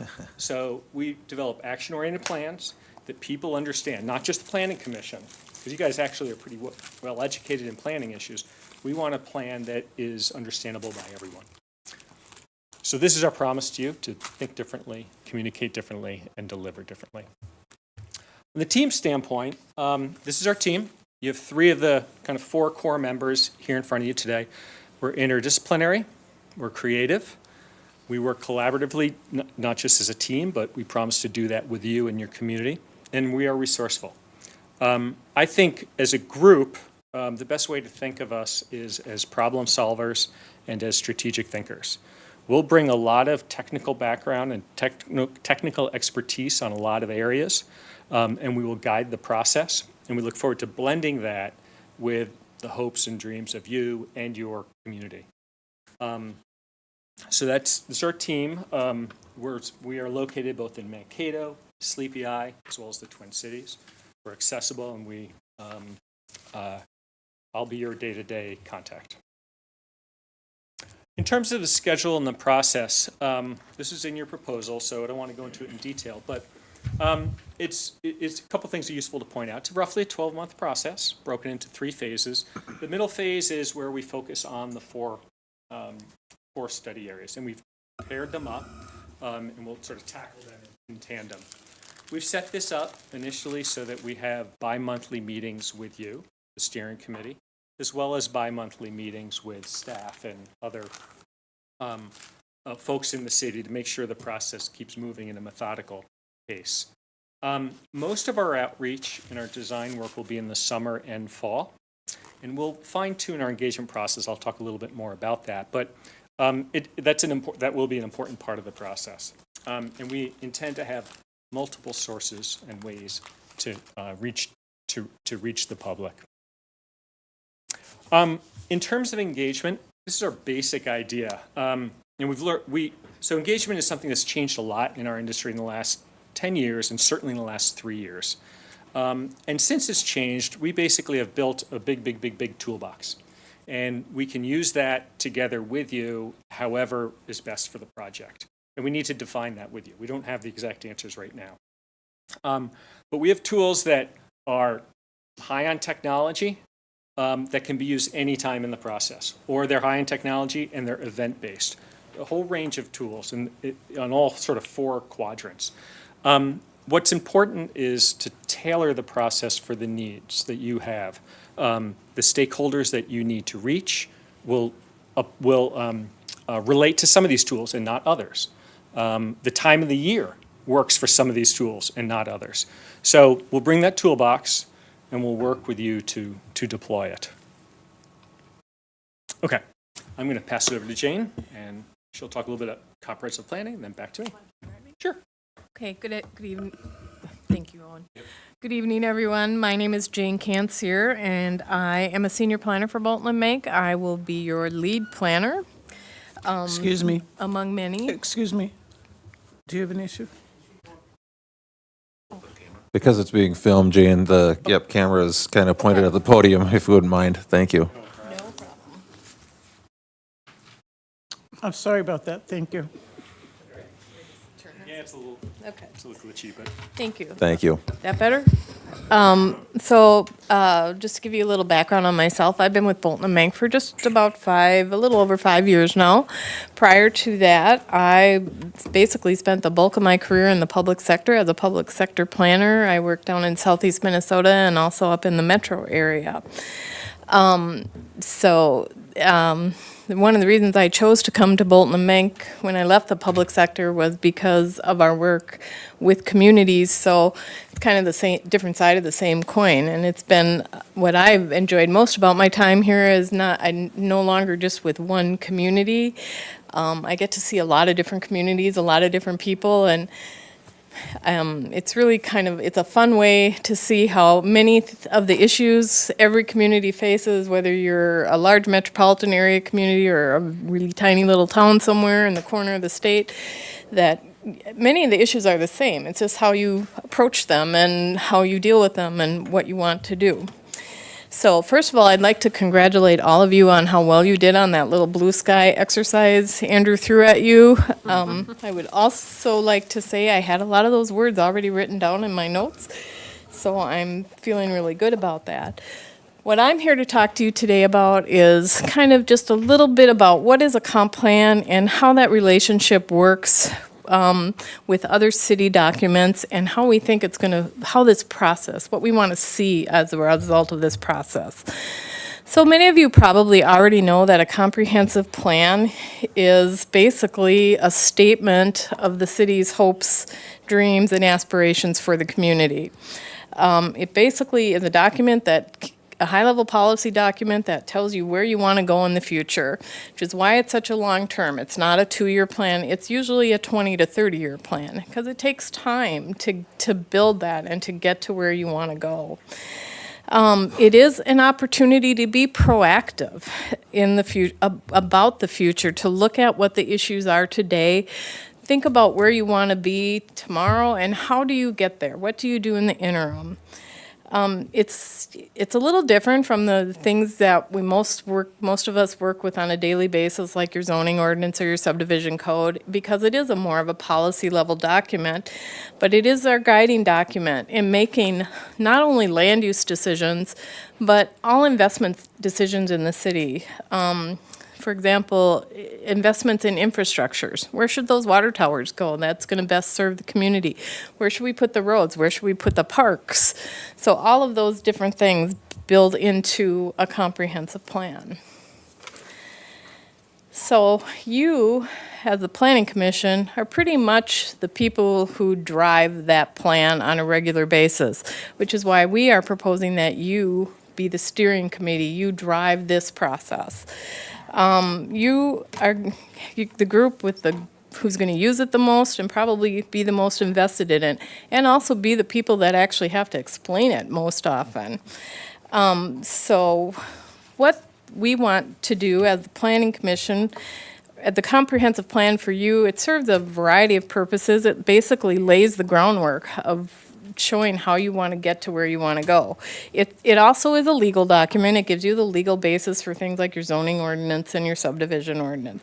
But more importantly, it should be the document or the lens through which you view almost everything that comes before you, whether it's that application to expand your driveway or to open up a new brewery in town, or whatever new exciting adventure people come up with. So that's how you want to use your comp plan. It should be part of your daily decision making.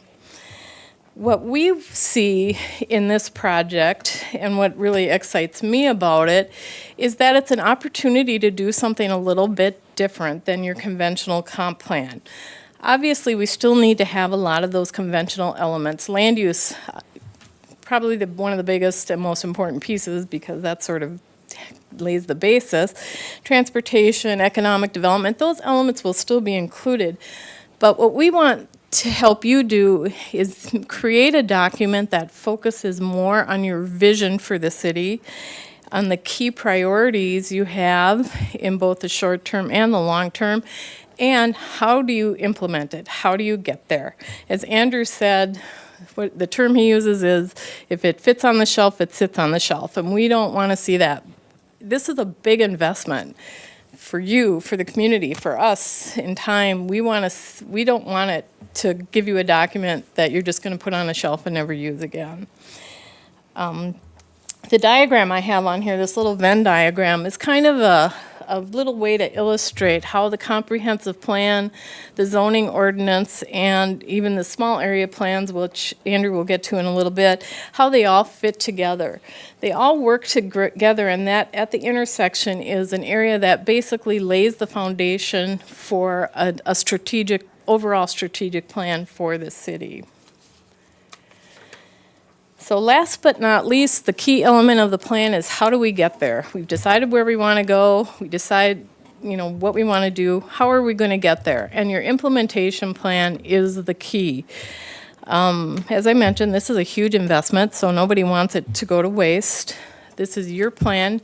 We want it to work for you. One of the ways we do this is include what we call action plan worksheets. Someday I'm going to come up with a better name for that, but that's what I call them now. And what you see here is just a little bit of an illustration of one we've used in other plans. But what we try to do is create your specific goals and then help you develop some very specific action steps that will help you get to those goals. And then after that, you can do anything from adding the time frame. I've seen communities add who should be involved in that process, who should lead that process, whether it's planning commission, the EDA, or some other group, and so on. So it essentially becomes a little bit of a plan within a plan. It's sort of a strategic action plan within the overall comp plan.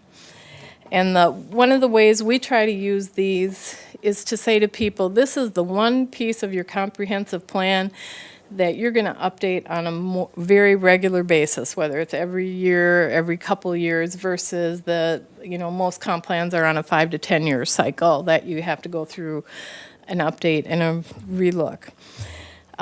This is also, I'm not going to lie, this is the part of the plan where the Planning Commission is going to really have to do the heavy lifting, because it's your plan, and you need to, we will help you, provide you with ideas, but you need to tell us what is most important to you. So at this point, I'm going to turn it back to Andrew, and he's going to talk to you a little bit more about small area plans.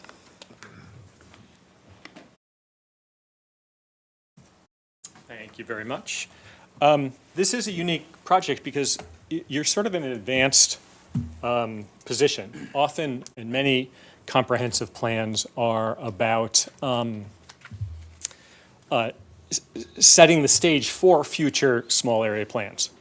Many of those that I have worked on have been that. So it's about understanding what utilities need to be extended in order to do small area plans. Well, it's just a little different here. We're really focused. We already know where the 4 areas of focus are going to be. So New Ulm is in that kind of advanced position, which is great. So when I do small area plans, I try to focus on these 3 areas. Creating a place that is healthy, creating a place that is authentic, and creating a place that is prosperous. And there's no one way to do that for every community. Much of what we'll do is define those words as the best possible way for New Ulm. So access to fresh and local foods, for example, is one aspect of a healthy community. I'll confess, I don't know New Ulm well enough to know if you have good, maybe you do. So maybe that's not an issue here, but some communities it is. So it's a process of calibrating New Ulm to these sort of broader ideas of what makes a thriving and vital community. And then we insert those ideas and we insert those themes into the small area planning process. Okay, so the small area planning is the result of it is a series of recommendations as it relates to typically land use, transportation, infrastructure sometimes, although I think it's going to be a little bit less on this project. Public spaces is very important, and aesthetics. And eventually we come up with recommendations in those categories, and those are the stepping stones or sort of the launch pad into policy, ordinance, budgeting, capital projects. So we're sort of doing these small area plans that segue into sort of very formal and official city business. But before it's that official city business, it's we go through a creative, innovative, open-minded process to think about these 4 areas and what they can mean for the city. They've been defined as the places that will change in the upcoming 10 years or so. And our job is to work with you to help define what that change is. Now, I use the word change. I often would prefer to use the word contribute because change is just change. I think the word contribute moves the discussion. And by the way, public engagement, should have mentioned this earlier, is not just about informing the public, it's about transforming the discussion. So I try to use the word contribute because that's where we want to go. We want things that are changing to actually contribute to the betterment of the community. So we'll be looking at these 4 areas with you and with your community and understand how they, as they evolve, as they change over time, how they can contribute to the overall quality of overall New Ulm. And there's a lot of possibility here. We don't know, certainly don't know all of what they are, but we know that area around the airport where there is mining, there's great possibility for reclaiming the mining land, perhaps weaving in recreational opportunities as well as housing. For downtown, there's probably a lot of great opportunities for creating gathering places and places for social interaction and encouraging new businesses. For the industrial park, that's going to be largely about increasing investor confidence in New Ulm so that area can attract new businesses, retain new businesses, and even perhaps there's an economic development discussion around the different kinds of clusters of businesses that actually work together. It's not just different businesses, you actually develop clusters. So those are some of the issues that we'll be talking about in the small area process as they relate to these four areas. I'll talk just a moment about one experience of a small area plan that I did up in Monticello, just a couple hours north of here. It was further downtown. A couple things I want to just mention about it. One, it was completed about 5 years ago, and it got traction, and a lot of things have been implemented. I've just circled a couple of the projects that have been implemented in the past 5 years, 2 of which were pandemic years. So it's a project I'm very proud about. But what I really want to talk about is how this project we thought differently, delivered differently, and communicated differently. So we thought differently. A bunch of ways, but one of them was there's a lot of discussion with downtown business owners, and some of them talked about parking problem. Well, I've done enough projects in which if you focus on parking, the only solution you can have is to build parking, and we know that small towns have trouble afford building parking. So we worked with them and transformed the discussion. Not away from parking, but we sort of gently moved it to talking about access to businesses, access, and frankly, access to their counter, to their cash register, because that's really what they want. They want customers coming to this cash register. So that discussion led to, it led us away from talking about building parking, and it led towards talking about improvements to streets that made it more comfortable to get places. And there happened to be one intersection in town that was a tough intersection to cross with your kids or even without your kids. So we talked about improving that intersection so people could get all the way from home right to the cash register with a good experience, which speaks to the human scale of planning. So we thought differently about that topic. We communicated that differently by showing, not telling them it's going to work. We didn't say it's going to work, just trust us. Here, it's on. We wrote it down, it's going to work. We tested it out, and then we got the orange cones out at the intersection. We bumped the intersection out so you could stand and be feel comfortable, and to see how that worked. Lo and behold, we actually had to do it a couple times because it was a little nerve-wracking to stand out there. So we realized that you have to slow cars down 2 blocks down there. So we did a little test there, and So point is, it's a design process, it's an iterative process with some creativity, some imagination, to start to solve the problem and to show, not just preach, that it's going to, trust me, it's going to work. We showed it. And then we communicate the project differently, or the plan differently, because the deliverable wasn't just a document. It was a document, and it's a document that was really good for the Planning Commission. And it's also a good-looking document, so it's actually good for a coffee table as well. And I think there's some value in that. It's not just a spreadsheet for you to work with. But we did other things as well. We translated it into a poster. 24 by 36 inch poster. Sort of the executive summary was in a poster. And it was in its poster form, downtown businesses could put it up in their windows. So people in downtown could learn about the plan that way. And we didn't preach it to them. We figured out a different way to get information out to people. We also made not a mailer, but we made something to put in kids' backpacks. Figuring that's a good way to get it to the kitchen table. I think it worked. I'm not 100% sure, but I think it worked to some degree. But the point is that the plan's not just for you. You are a huge part of it. It has to work for you, but other people need to understand it as well. I'm going to do the Chicago story. In the Chicago Plan 1921 was actually translated into a textbook, and it was used for a generation of civics classes in Chicago Public School.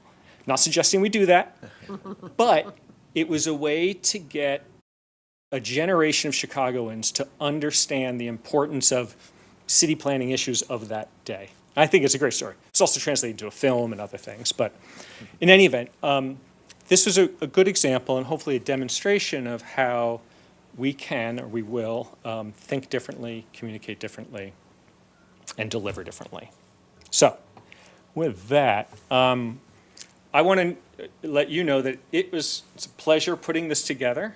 It was a pleasure putting the proposal together, the interview, and I know it would be a tremendous pleasure to do the work. I also know it's a big decision for you guys, so I hope we've used your time well, and we want to make ourselves available to answer any questions, have discussion, so that you're in the best position to make an important decision. Thank you. Are there any questions while he's here? I have a question. Since your involvement is us, as and you said bi-monthly meetings, is this online? Is it in person? In person. Okay. In person. And the reason why that's important, if I may, is because that trust issue. Okay. So. And because the project is no fault of yours, but we are a bit behind, is there any commitment issues on the back end so that you have staff that's not committed elsewhere if this project goes longer than? No, it's okay. I can assure you that it'll be appropriately and fully staffed. Okay. Anyone else have any questions regarding? I've got a question. As far as community engagement is concerned, we're looking at 2 different products here. A comprehensive plan and area plans are really 2 separate items. So when community engagement is involved, do you intend to do community engagement for both items, or do you intend to do them separately, or how does that relationship take place? Good question. The front end will be mostly about the traditional comprehensive plan portion of it. The middle section will be focused on the areas, and then we'll go back to like the big city issues, anticipating that as we dive into the smaller areas, it might force us to back up a little bit to some city issues and tweak them from what we sort of thought in phase one. So I do think it's important for the public to understand the connection between the two. And that's, and we also understand that public, they can get burnt out from engagement. So that's something that we want to be careful of. We want to make sure that their barrier to participation is really low. At times it's low. I mean, at times we need active participation, but other times they can learn about the process on their own time, their own convenience, in their own house. It doesn't all have to be coming in, but it is important to communicate that relationship with the public, and it'll be a theme, I think, throughout. How would you plan to reach those audiences that are more difficult to reach or get to get information from to inform the plans? Well, I would first, I have to say, what does difficult mean? Is it because they're young? Is it all of it? The varieties right, so of, yeah. Right. So if they're young, I'm going to have a technique. If they are a different language, that's another issue. So it all depends. Now, what I will say is that reaching into all communities, I don't care what community is in New Ulm, is best done with a liaison in the community. So one of your jobs as a steering committee is to turn around and use your networks that are outside this room to bring people into the process. And my guess is that'll hit some percentage of the community, but not 100%. Or maybe it will hit it. I don't know. Let's assume it doesn't hit 100%. Well, then we have a little bit of work to do with you to find out who's a good liaison into that community. The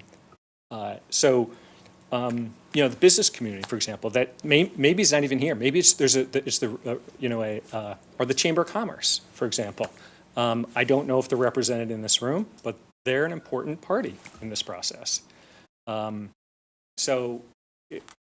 Early on, there's a process of understanding who the liaisons can be and who those champions can be. Did I understand then in the beginning you're not asking for community input? No, we will. Okay. Absolutely, definitely. There is a community outreach meeting or presentation? Absolutely, yes. I that's one way. That's one way. But I would suggest that in the beginning we reach out in a couple different ways as well, because one single event meeting, it's good, eye-to-eye contact, people are together, no anonymity, those things are really good, but it might be on a school night or a weekend where people are out of town. So that initial event actually should be a couple different techniques at once. Do you envision yourself coming to the town for a couple days to say, feel it, see it, touch the people, talk to the locals, tourists? In the middle of the, yes, certainly in the middle of the process when we are doing the design work for the small area plans. You can go home and just do everything in the office, but it's just not as good. You need to know the people, and you need to be able to walk the sidewalks. I'm going to use Cottonwood Street as an example. That's one of our core, an opportunity for growth to build housing, in need of a park, say, a water tower. You envision that you'd be talking to the neighbors or holding, and how would you engage the neighbors to, I don't want that big ugly water tower in my backyard, I don't want that park in my backyard, because those are the things. I've been in office for the last 8 years and we've had to put a water tower up or we have different zoning in. Right. Well, what I would say is for that area in particular, the neighbors are important, but this is a city-wide. This site it's not in anyone's backyard. It's in the city's front yard, and that's the way we need to think of it. It's not to dismiss concerns. People have concerns; they're perfectly legitimate. So I would I think that the visioning for that area should involve the full city, as well as the neighbors. But if it's just about whose backyard it is, the area won't reach the potential that it could for the betterment of the full city. Does that make sense? Questions, Dave? Are we at our time limit? We're pretty close. If someone else has a question, I'm sure we can accommodate. Maybe one or two more. I'll ask, how would you involve the other rural communities around us and the county in forming this comprehensive plan? Because we're very much a regional hub, but when we succeed, our neighbors succeed. When they succeed, we succeed. So will you be comparing what they already have in place to make sure that what we have can help marry and grow the whole region as a whole and help our city as well as those around us? Or Right. Well, I can imagine meeting with the county commissioners, perhaps, of both counties, both sides of the river, perhaps, to see if there are, for example, regional economic development initiatives that maybe they're involved with that could impact New Ulm. I can imagine doing that. The surrounding communities, usually what we do is we make sure we, at the very least, look at the plans for what's happening around to the degree that they're developed. Now, I have a feeling that some of your surrounding communities don't have, they're smaller communities, they don't have highly developed plans, which is fine. But I think if you don't have some degree of regional cooperation, it's going to bite you later. Okay. Are there some surrounding issues that that concern you? I'm just curious. not necessarily. I just have a very regional mindset, and knowing that, something that, say, Sleepy Eye is working on and growing, if we can help grow in that similar direction, that could be a benefit to both. Like some of their initiatives they're working on, if we had similar initiatives that could help grow a whole side of the region versus just isolating. Or as you said too, if there's a bigger regional initiative that the county's working on that could greatly impact us and we don't consider it when we're planning, well, that's going to be a detriment to to. a large rail transmodal facility 7 miles over there. I don't, that would be something to take into. If it's the wish of this body, we could certainly invite councils from neighboring communities to attend the open houses that we have. Or one liaison speak to those communities, whoever you want to speak. People will talk to whoever they trust. If I walk in the door at someone they don't know me, I won't get the same answer as if you know somebody in Medelia, you know somebody in Portland, to have that conversation. So if it's the wish of this committee to get in their face, we can certainly include that. If it's just the wish to observe documents online and what they have at City Hall and what we have in our offices from working with other communities, we can stop at that level. But I agree, New Ulm kind of steers the area, and we should be aware of it. Okay. Thank you. Thank you very much. Thanks, folks. Appreciated your Appreciate it. presentation. Thank you. Good luck with your decision. We would love to do the work. We really would. Thank you. 5 minutes? Do I need a motion to adjourn for 5 minutes? Is that your motion? Second.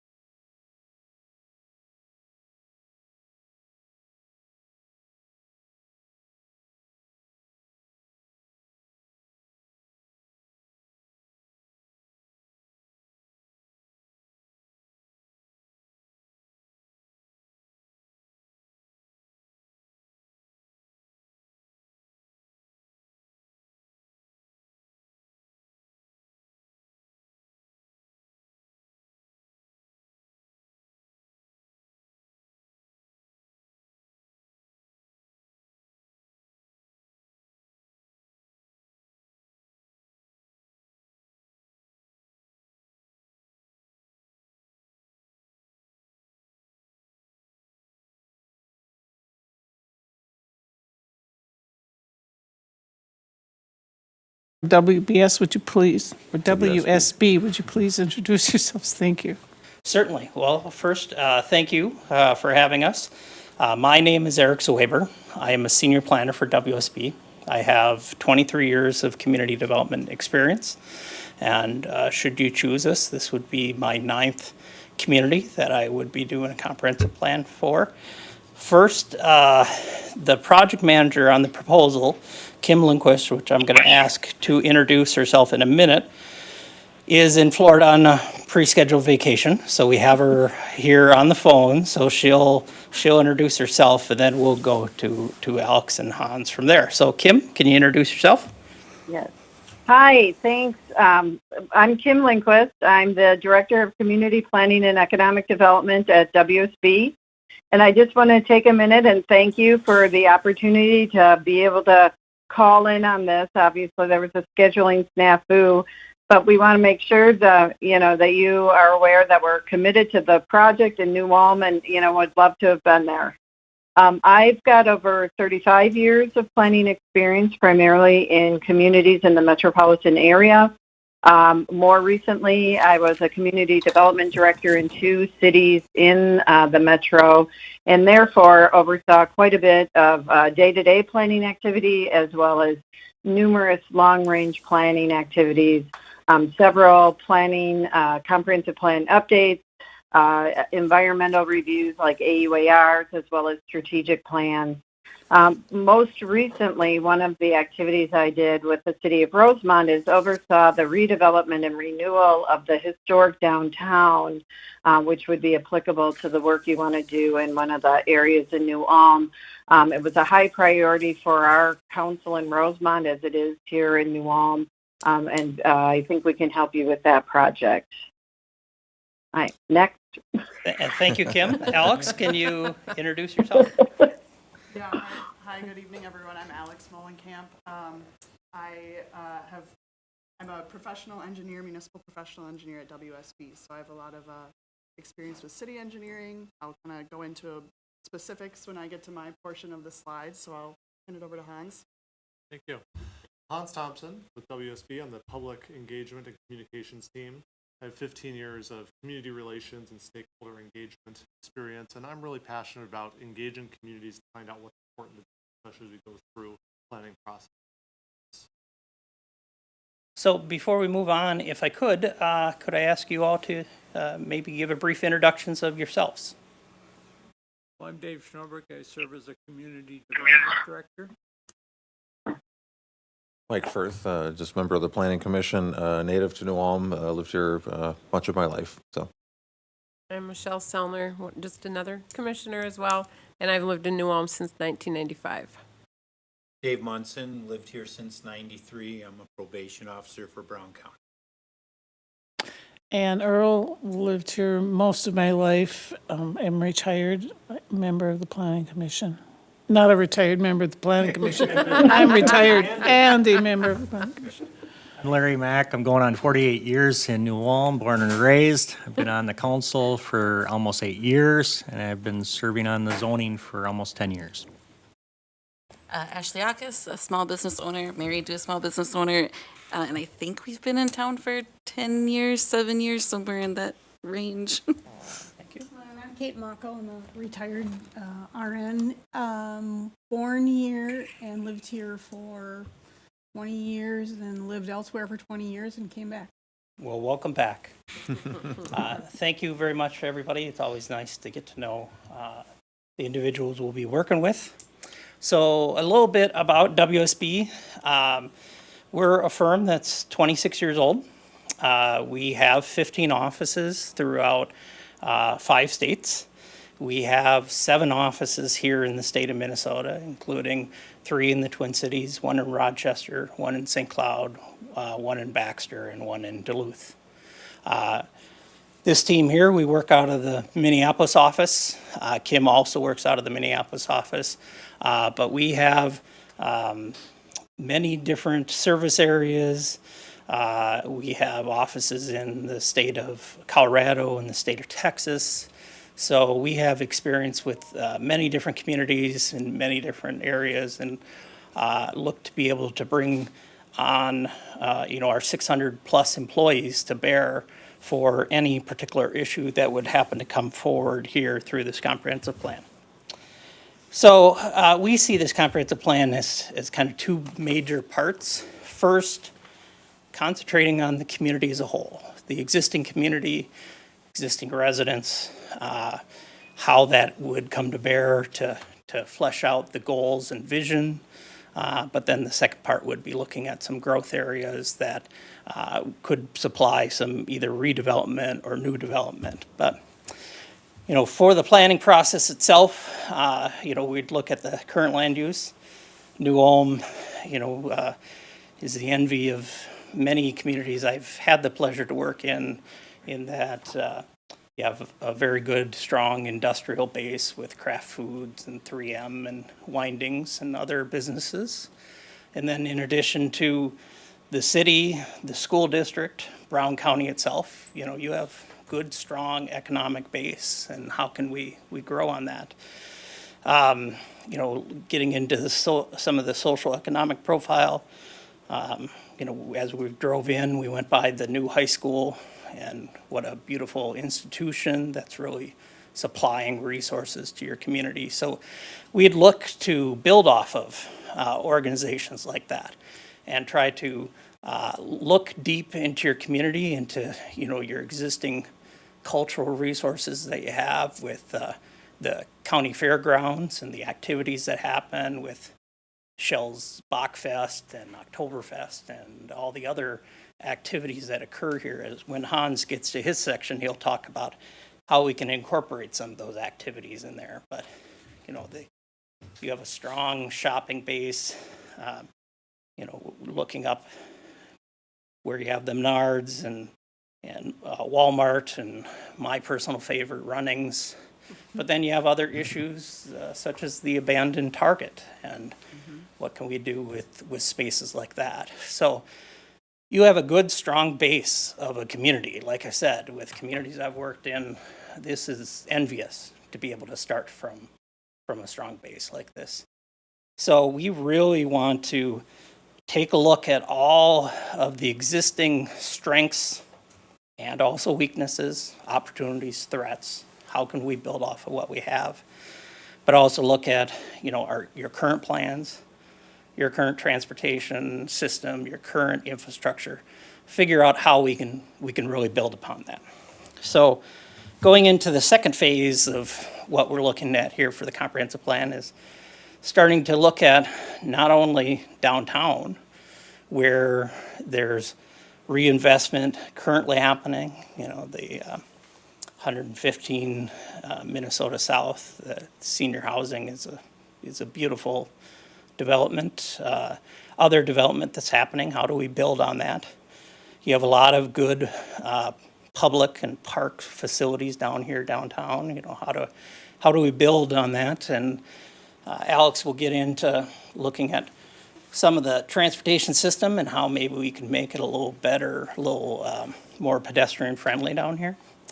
But then, up by the airport, you have a lot of potential up there, both, a lot of your commercial has been built on 15, but you have a lot of land available for additional industrial use. And then across 15 from there, where you're already having strong residential growth and can see a lot more with the investments of the high school and the other infrastructure that's there. Where with your RFP, Area 4 that's identified down on Cottonwood or south of Cottonwood, that's a blank slate.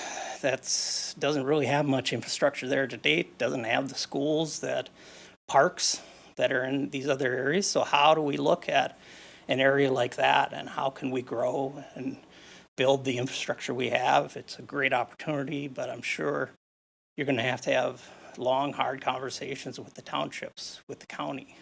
How do those existing governments work together to really provide opportunities for the city of New Ulm? So again, we're looking at it at the lens of we need to build on the strengths of what's here today, but also provide for that future. So with that, I'm going to turn it over to Alex for your part of the presentation. All right, thanks, Eric. Thanks again, everyone, for having me tonight. Excuse me. Can you go to the camera I think we have a camera issue, so if you would go to the podium, please. We would appreciate it, so we get you live and in color. It's your big moment. Thanks, Alex. Thank you. Thanks. So as I was preparing for first I'll start with a little more of my history. So I have spent my career working with city engineering clients at WSB and working with clients of many different sizes on lots of different tasks. So anything from street reconstruction projects and utility projects, sidewalks and trails, capital improvement planning, pavement management programs. I was recently a part of a citizen task force, or I wasn't a citizen, I was the consultant, for community members who wanted to come in and comment and provide direction to their council on their pavement management program. So I've looked at, how can we enhance streets in a community while also paying attention to the money that it might take to maintain those roadways. So when I was preparing for tonight, I was thinking about, traffic analysis. I know connectivity is a big issue. Complete streets and road diets, of course, are another kind of tandem item to think about. And I was just looking downtown, and we ended up, of course, driving on some of these streets while we were on our way here, on Minnesota and First and on Center there, and just looking at how streets are already being used and how you're utilizing corridors already with parking maybe in the center median or diagonal parking on the outside, noticing where you might have a one-way, where you might have the wider sidewalks. Up in the newer development where the new homes are going in, I noticed a lot of trails and sidewalks in combination. So I'm seeing that, connectivity and making sure we have ways for many different modes of transportation to get around is a big deal. And of course, we have plenty of experts to help us look at that, look at corridors that it makes sense to include that on, and others where maybe it doesn't. Specifically, as growth happens, and I'll kind of go to area 4, I honed in on that too, just like Eric. Thinking as growth happens, and as we're building new roadways, it's one thing to pay for a brand new road and a brand new corridor, but keeping in mind that it costs money to maintain that, and it's an asset that the city has to continually enhance year after year. So does it make sense to have a narrower roadway and a little less pavement in order to save the money later to not have to repave that wide of a roadway? It also has that traffic calming effect, which I'm sure you're aware of. It keeps the speeds down. So considering how could that look in new development areas? And so now that I'm in area 4 to talk about utilities, of course, with the comp plan, we take stock of utilities throughout the whole city and look at places that are maybe our pinch points for capacity. But specifically as growth happens, looking at, how does that look as we grow, and getting the city ready to make sure that you're charging the right development fees for what you might have to grow into. For instance, I know this area is up on the hill, and so water supply might be a little different up here. You might have a different pressure zone, which might be a larger cost and infrastructure to start with. So just taking that into consideration and having our modeling experts help to advise on that is something that we can really bring to the table and help New Ulm be ready for those developments as they come in. So I'll, of course, stand for questions at the end, but I'll hand it over to Hans now.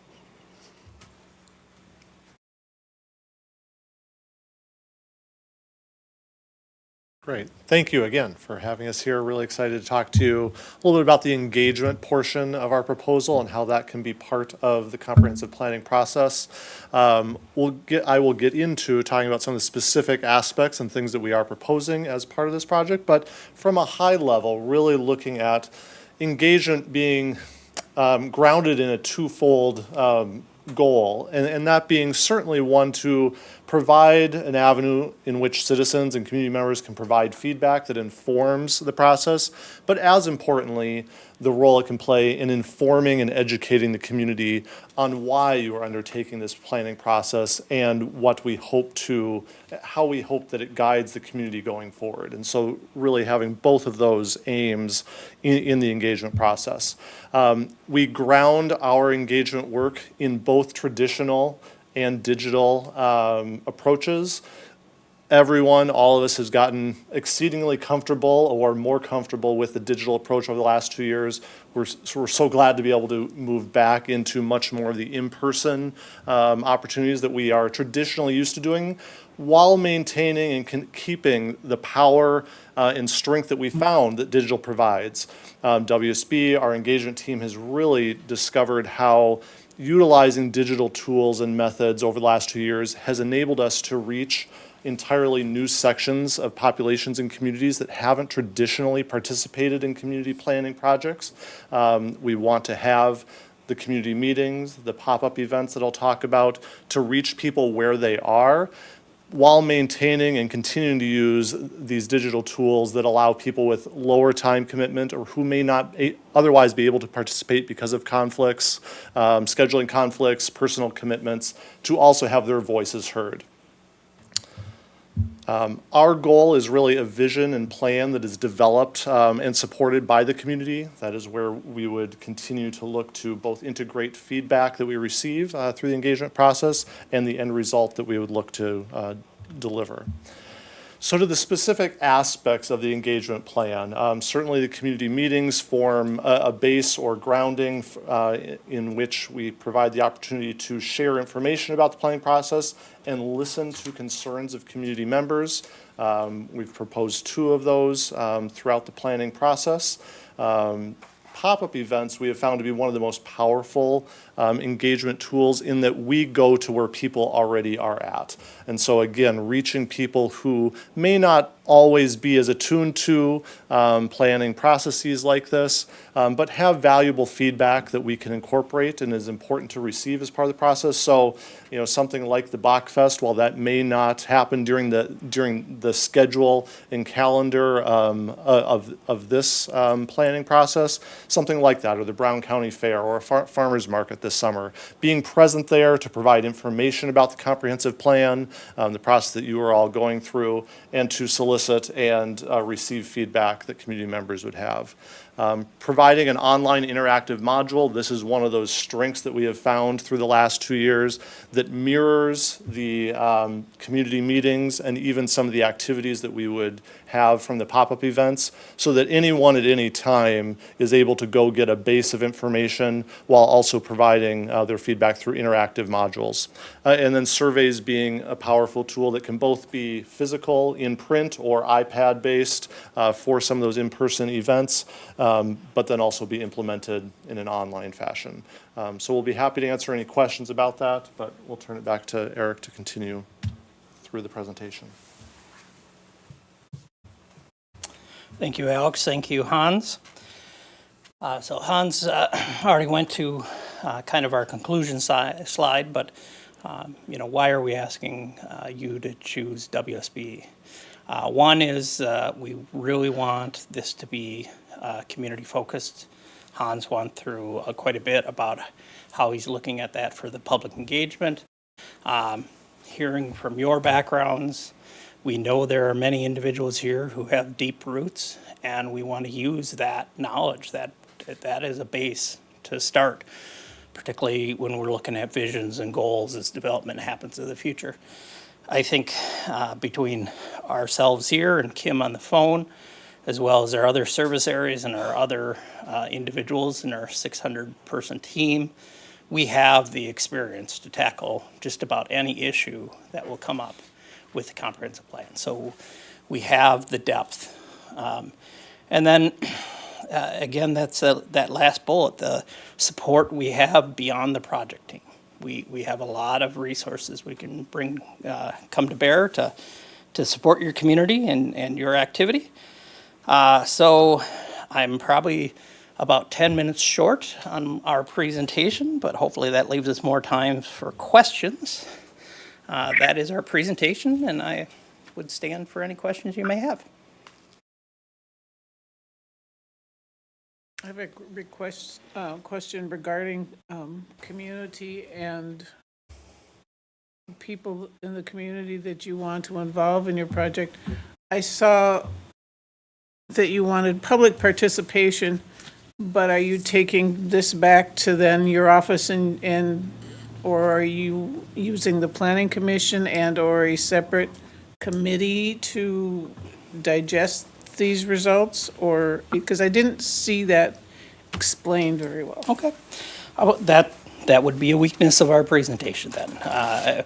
The Planning Commission, being powered by the Minnesota legislation and statutes as the authority who, is the creator, reviewer, recommendation for the comprehensive plan to the city council, we do expect to work through the Planning Commission for the touch points of chapters as they're developed, scenarios, issues that need decisions, and then of course ultimately presenting all the information of what we've gathered from our research and the public engagement to provide that recommendation to the city council. What will the completed documents or resources or whatever you're providing us at the end look like, and how will you ensure that they're accessible for everybody? Sure. So that's something should you choose us, we'd like to negotiate with you. I guess we have a lot of options. There are good reasons to still have traditional paper documents. Sometimes that's how people want to absorb them. It's a good way to have all the information in one place.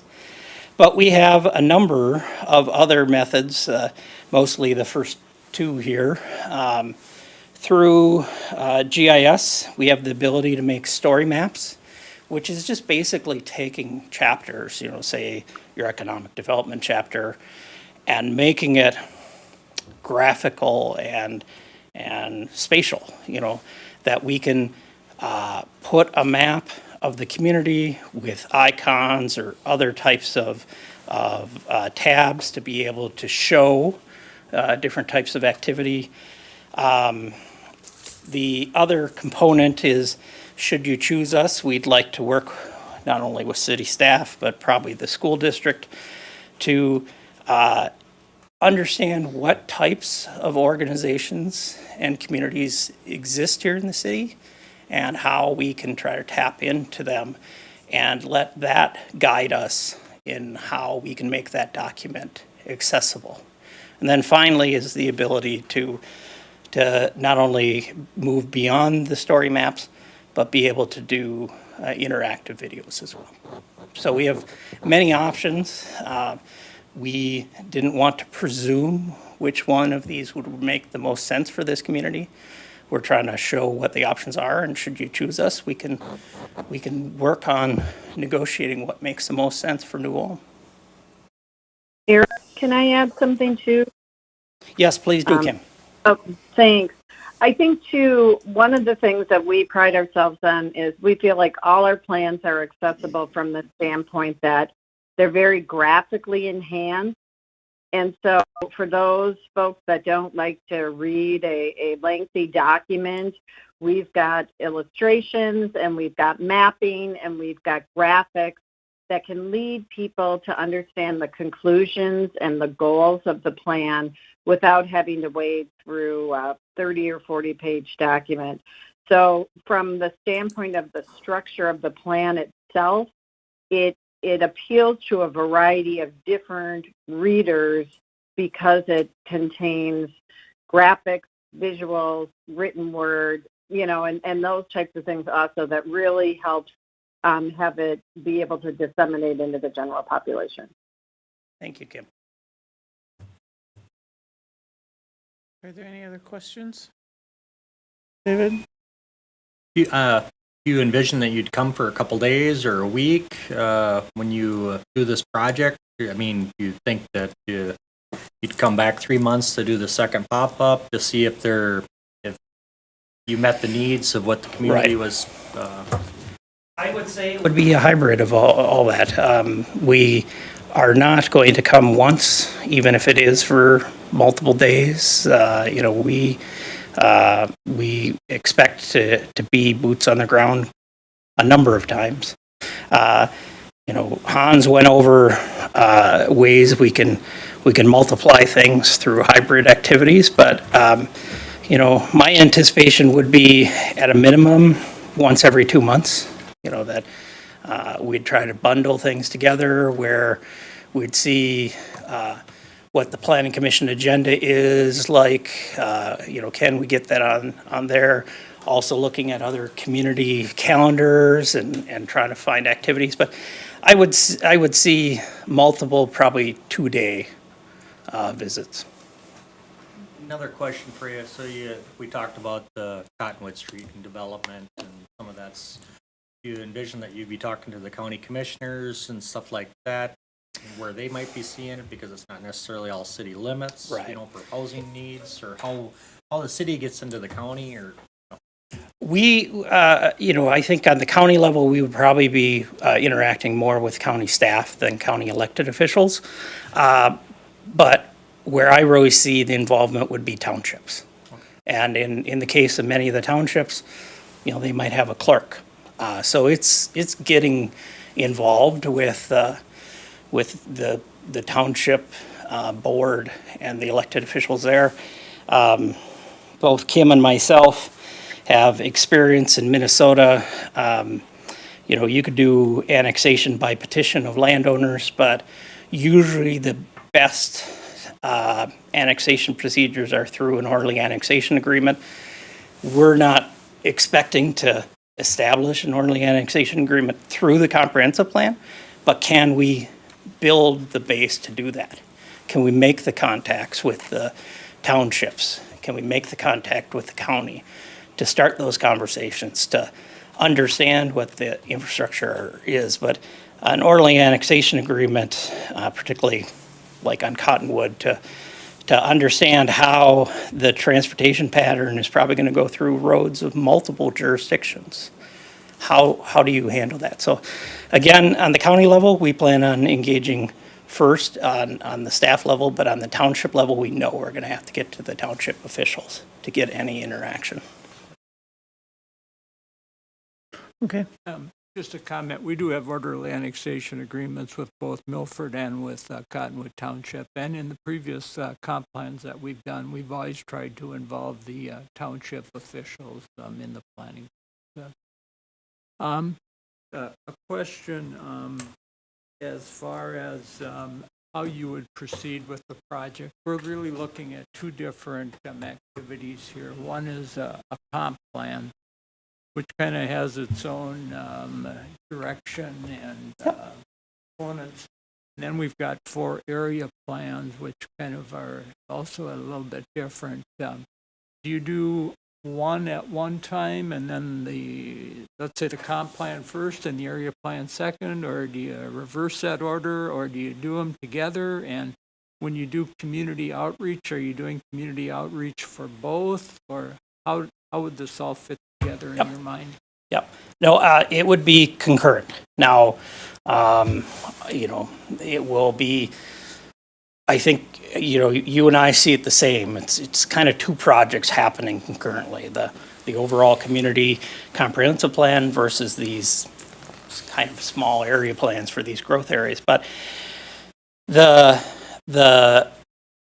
Alex and her team in particular is going to need to work early on what is the transportation network, what is the utility networks, the like, to try to identify needs or opportunities in these growth areas. But particularly like Cottonwood, where I was talking about, there's no schools there, there's no parks there.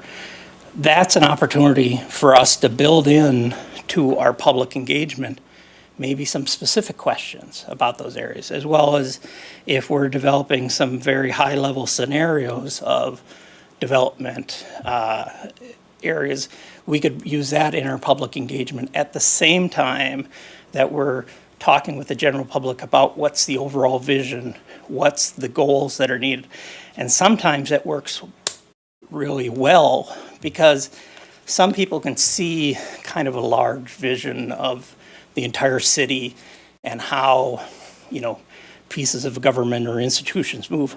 Others really can only see on a block-by-block basis. And so having the opportunity to have these small area plans at the same time we're trying to build the overall vision it's just another way to communicate and probably get more engagement than if we were looking at something that was kind of just globally. So that's just one example, but the answer is concurrent throughout the entire process, feeding off each other.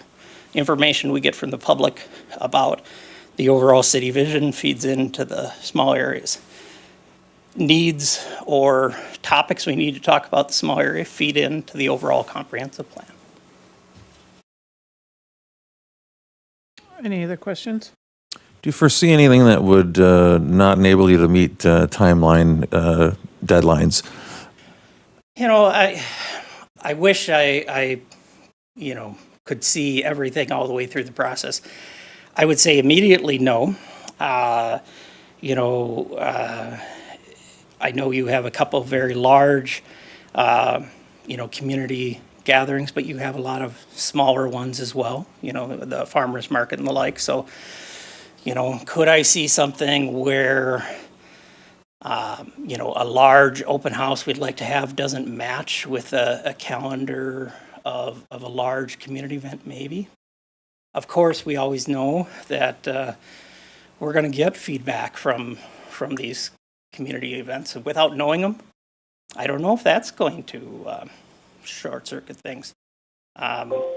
Election cycles, you know, this is a big election year that always can come into play. So right now, I can't identify any one, but we have enough experience with these that we can navigate the process as they come along. There will be something that will come up that will make us change, but we've probably hit it before and can figure out a way to work our way through it. Thank you. No? One more question. If there are some groups of people maybe who aren't prone to be more community involved. Yep. I can think of maybe, you know, an older segment of the population that maybe isn't digitally, you know, familiar or enhanced. Yep. And kind of it's a foreign process to them.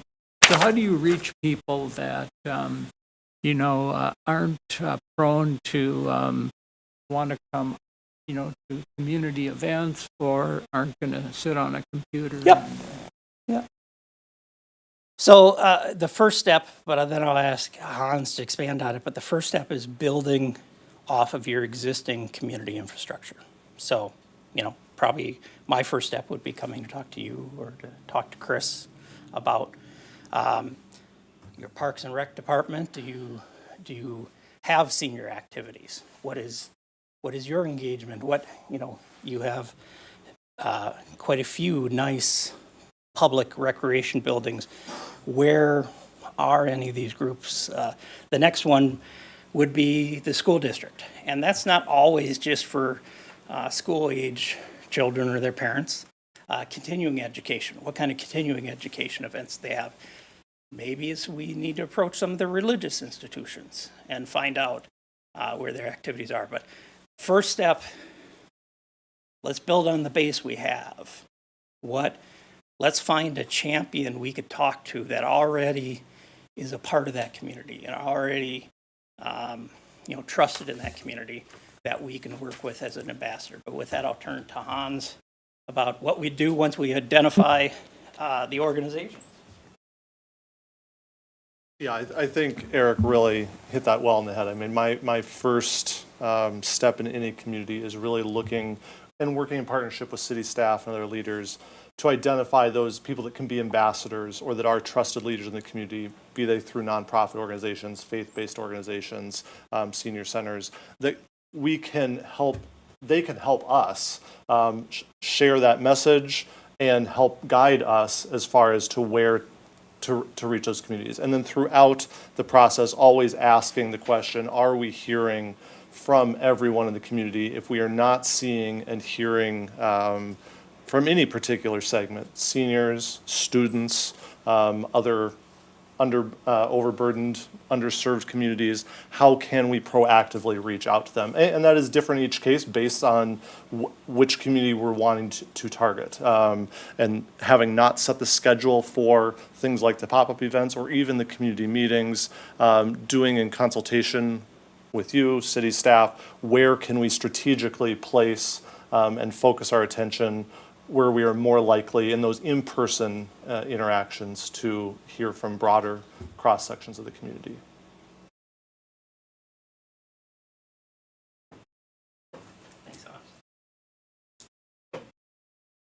Anyone else?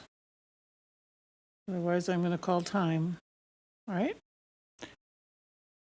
Thank you for your presentation. We enjoyed it, and have a good evening. Thank you very much for having us. You have a good Thanks for your evening as time. well. Appreciate it. Coming.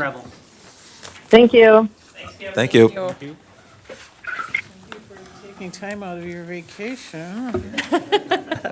Well, like she said, we want to show this is important, and we know.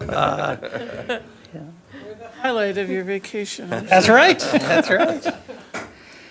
I'm sure she's near a cocktail, so that might be where she's heading. Not next. sharing. Yeah. Thank you again. All right. Look forward to hearing from you. Flash drive out. I know he ought to give her. Okay. Dave, did you want to take the time now to fill these out?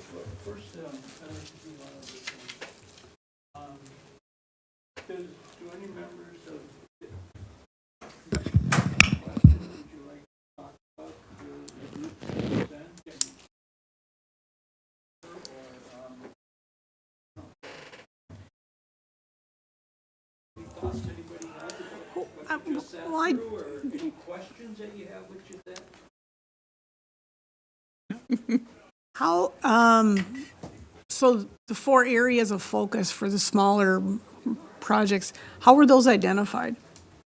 You need to talk to the city manager. That was his idea. Is it And those were the. Chris or Chris? Those were the 4 areas that. And he's not here. Is he here? No. He was, but I think he left. Okay. Okay. So no input from the city council or? No, that was his decision. Okay. Is that normal? In the past, when we had comp plans, was that involvement from the planning commission, or was that involvement from the council, or a collaboration? Just a second. Pause, please. Yes, thank you. We're taking a break.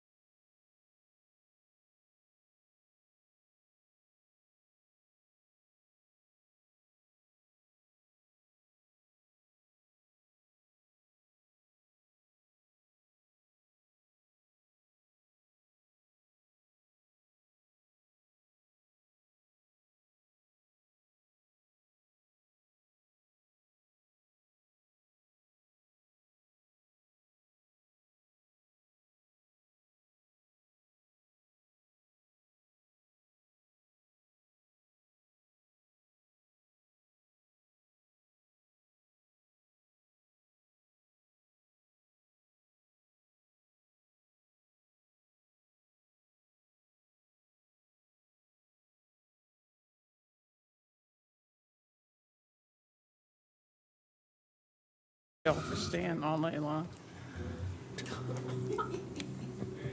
Okay, we are back.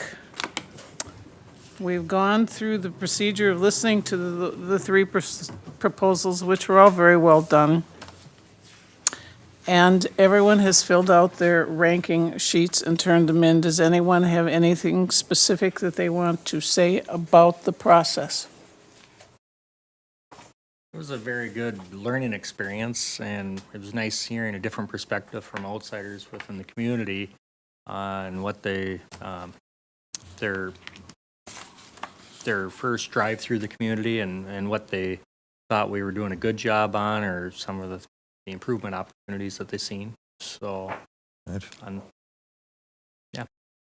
I thought there was a lot of diversity in the proposals, but yet extreme similarities.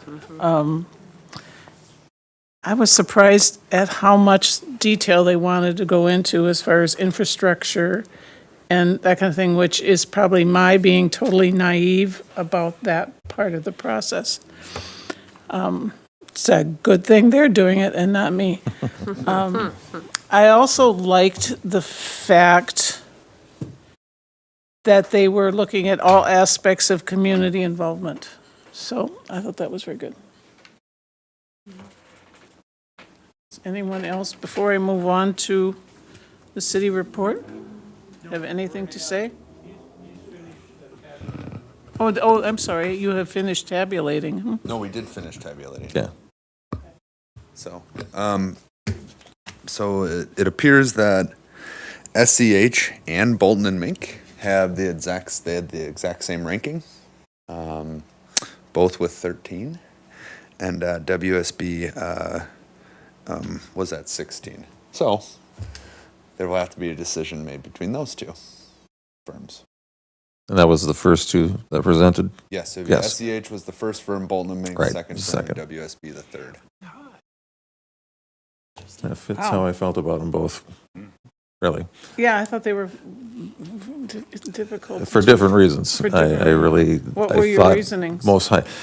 I'll say that Bolton and Mink seemed like they had more familiarity with New Ulm because of the past work they've done. They seem like they came at it with an approach that I believe, and I don't want to put words in the mouth of the city staff, would be, I think, easiest maybe for city staff to work with.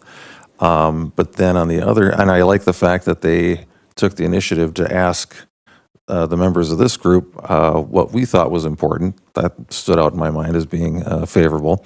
But on the other hand, the first group, their presentation just seemed more engaging. They, I guess to a fault, just couldn't stop saying enough about how they would do things, and they were excited about it. They had a lot of enthusiasm.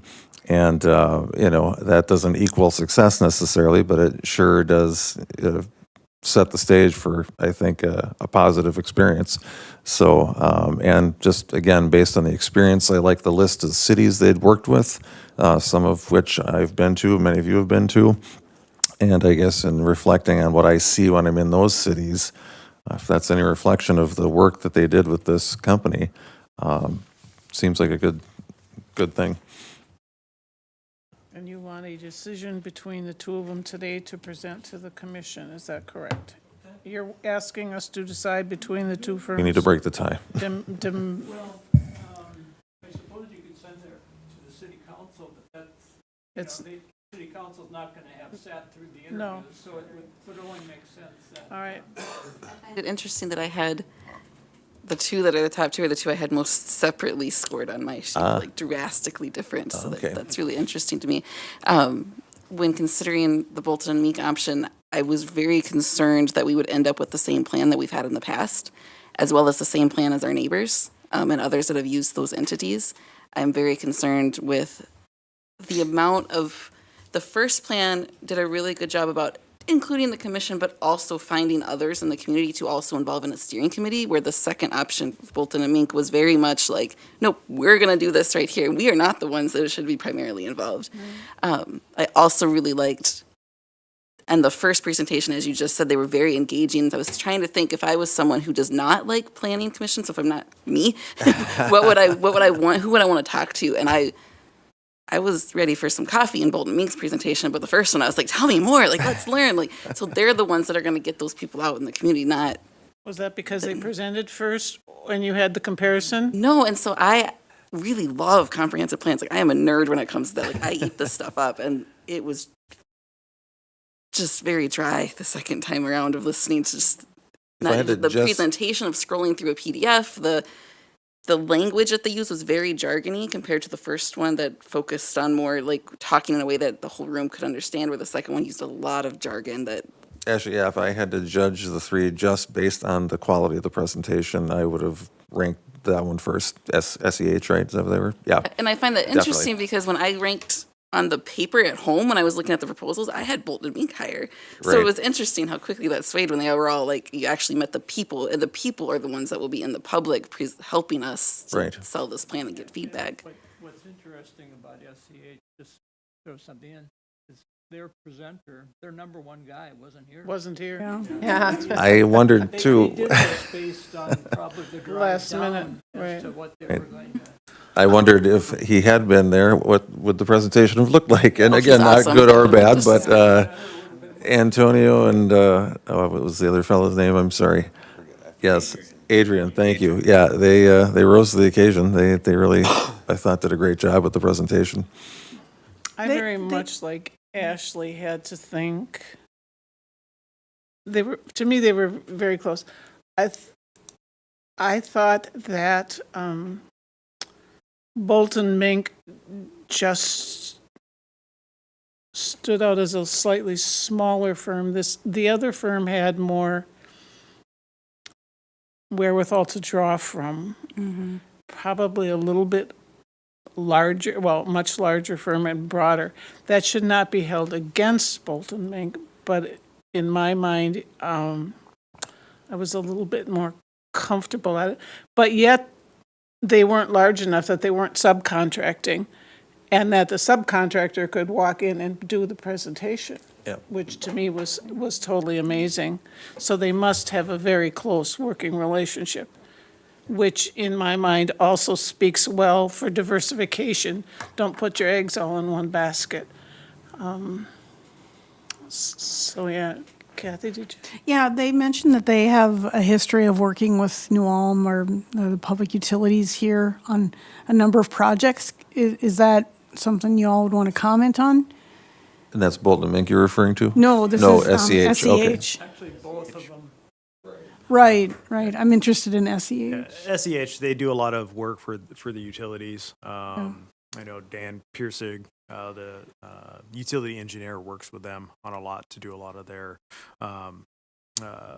forecasting models and stuff like that. So they do work well with the utilities, and they don't have any complaints using them. So they would have some knowledge, some already, some knowledge from projects that they've worked on around our community that they would already kind of have it there. Potentially, I don't know if it's would be the same team, but I know Right. one of the guys that works with the utilities is part of the project, but I don't know how involved that Right. specific individual would be. I would say you're looking at two different groups of people. Oh, okay. You know, you're looking at technicians. Well, they aren't gonna versus be the same, yeah. Engineers for the. I guess I- PUC, and you're looking at a different group of people for. I was just talking about overall the perception of this company with the city, and it sounds like it's good. Yeah, it's good on the utility standpoint. They don't have any issues with SEH. The other thing that, we all said when they asked us about what we wanted to see, almost all of us said change. We need to understand change. And one of the first things I saw in the letter from SEH to Chris was that they think outside the box. And I think that's what some of you are saying, is that it feels like they do. It seemed very genuine, SCH, and that they were very motivated and they were excited about the opportunity to come down to present, and that they had a full team and staff, and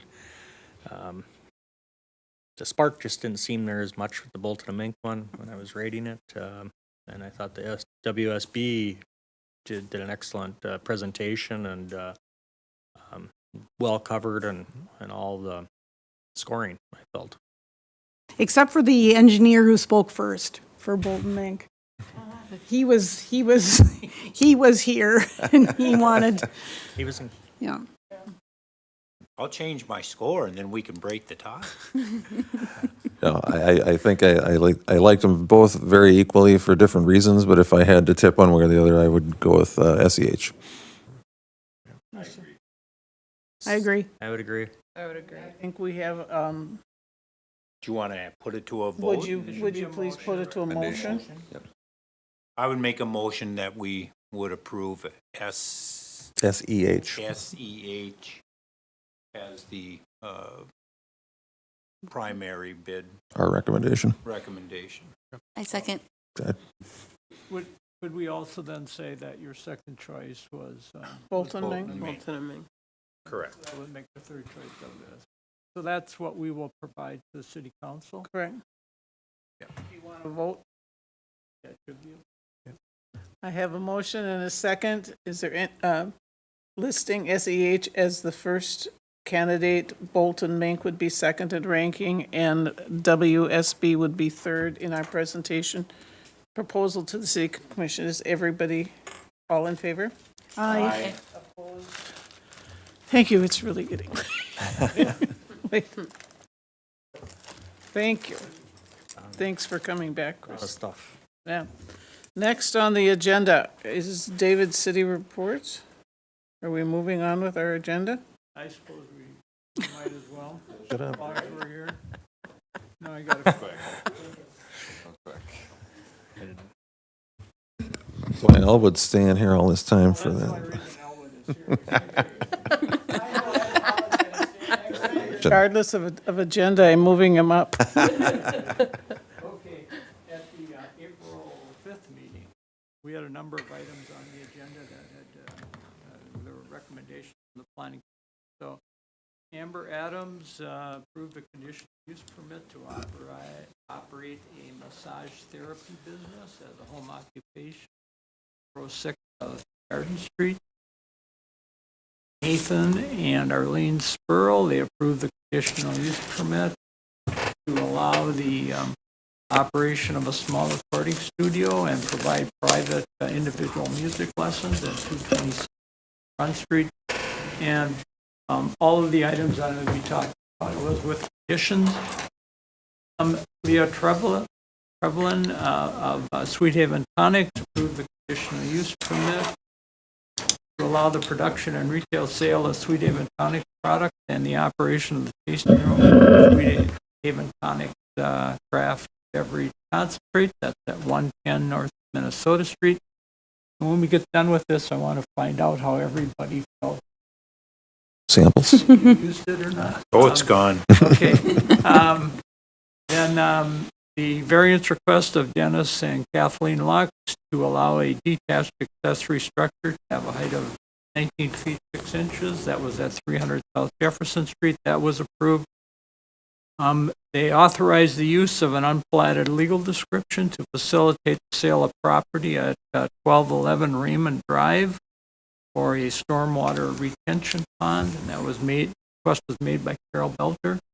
If you happen to have driven down North Highland Avenue, you will see construction is taking place in that area. They denied the application of Mike Kroll on behalf of M&D Properties to amend the city's comp plan to allow high-density residential and place a medium-density residential at 1003 Mac Lane. This is a different matter. They received an order filed the Herman Monument Historic Building Conditions Report, and then a report on core drillings of the, which was a structural assessment. They also approved a supplemental development agreement and drainage agreement with Wakes Hilltop Acres LLC. That was for the Platte Wake Second Edition. That's the area that I just talked about. Approved a development agreement with S&P Development LLC for Milford Heights 5th. At the April 19th meeting, they voted to retain a new city attorney. who will start May 1st, Flattery and Hood.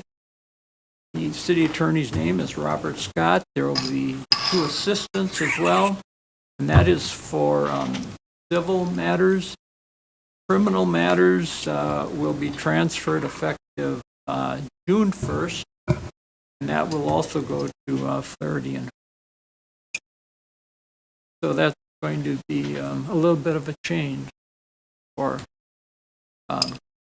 at that meeting, they also accepted the transfer of property at no cost owned by Streams Edge Properties. It was Lot 1, Block 1, Airport Industrial Park, 3rd edition.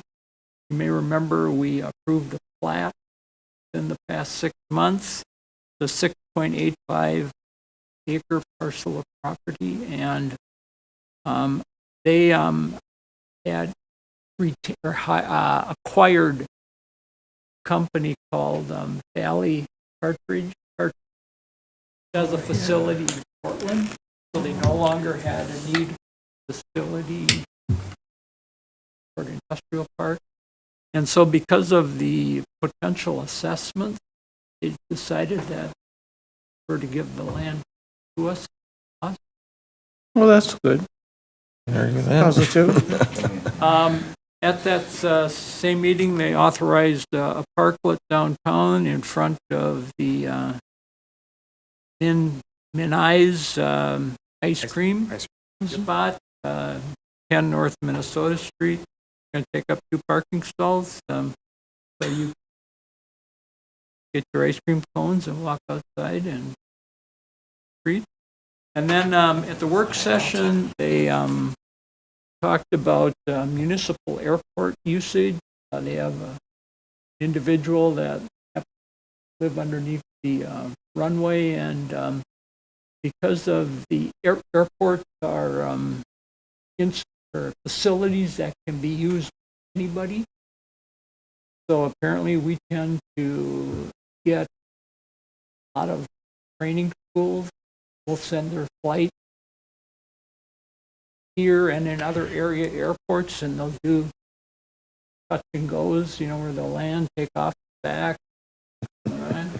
Well, that increases your airport usage, and if sitting underneath father, so they heard from an individual that was concerned about that. Then they had also a discussion about missions and composition and appropriate size of. So apparently that's something that the city manager is taking information from other people's thoughts about that, and will be submitting a report. Basically, putting thoughts together and then putting that out to city council so they can kind of mull over kind of what other cities do, what, my recommendations, right, thoughts could be, and then they can bring that back. So there may be changes down the road. Nothing's going to be immediate, but just kind of making it so all commissions kind of mirror each other. We have some that are 11, some that are 9, what is that magic number? So there's consistency across the board. I know it's hard when you have a 11 member commission and half the people are gone, then you don't have a quorum. So how do you make it so it's manageable? So just food for thought for the council. They may not do anything with it, or they may choose to do something. So there may be changes coming. As long as we brought the topic up, how do you feel about a 7-member commission? Think a smaller commission is better, or larger commission is better, or? I personally like the feel of this size. Have we struggled to reach quorum often or not? No, and I think it's more of a struggle with less people. Right, that's what I would think. Quorum. So, I think 11 is more difficult, but it also presents itself as to the business of the commission. Anything that's on like Pub PUC is their agendas are enormous and cover a lot of comprehensive things that are way outside of, the norm. Where a commission this size, it's easier, I think, to get a broader range of opinions, broader range of ages and commitments. But that's just my opinion. I feel like if you had more, it'd be really difficult to come to decisions quickly as well. And same if you had less, I feel like we're about the right size. I feel this is about the right size, and everybody has an opportunity to put input in. Yeah. Otherwise, there again, the meetings are going to get longer and everything. But Yeah, this is an exception, I hope. it's a good working. It was really a necessary step, though, yes. An observation I would provide, I'm going to run a little bit counter to what Chris said, is that I think there are some commissions that maybe 5's a good number. Yeah. There are other commissions where maybe 7's a good number. And I would say a commission that's got a lot of public type of Correct. activities and work, like the Planning Commission, Park and Rec. Yeah. And there's probably a few others where 7's good, 5's maybe. Heritage better preservation. number for some others, Yeah. just because of the nature of what they do. Yeah. But Yeah.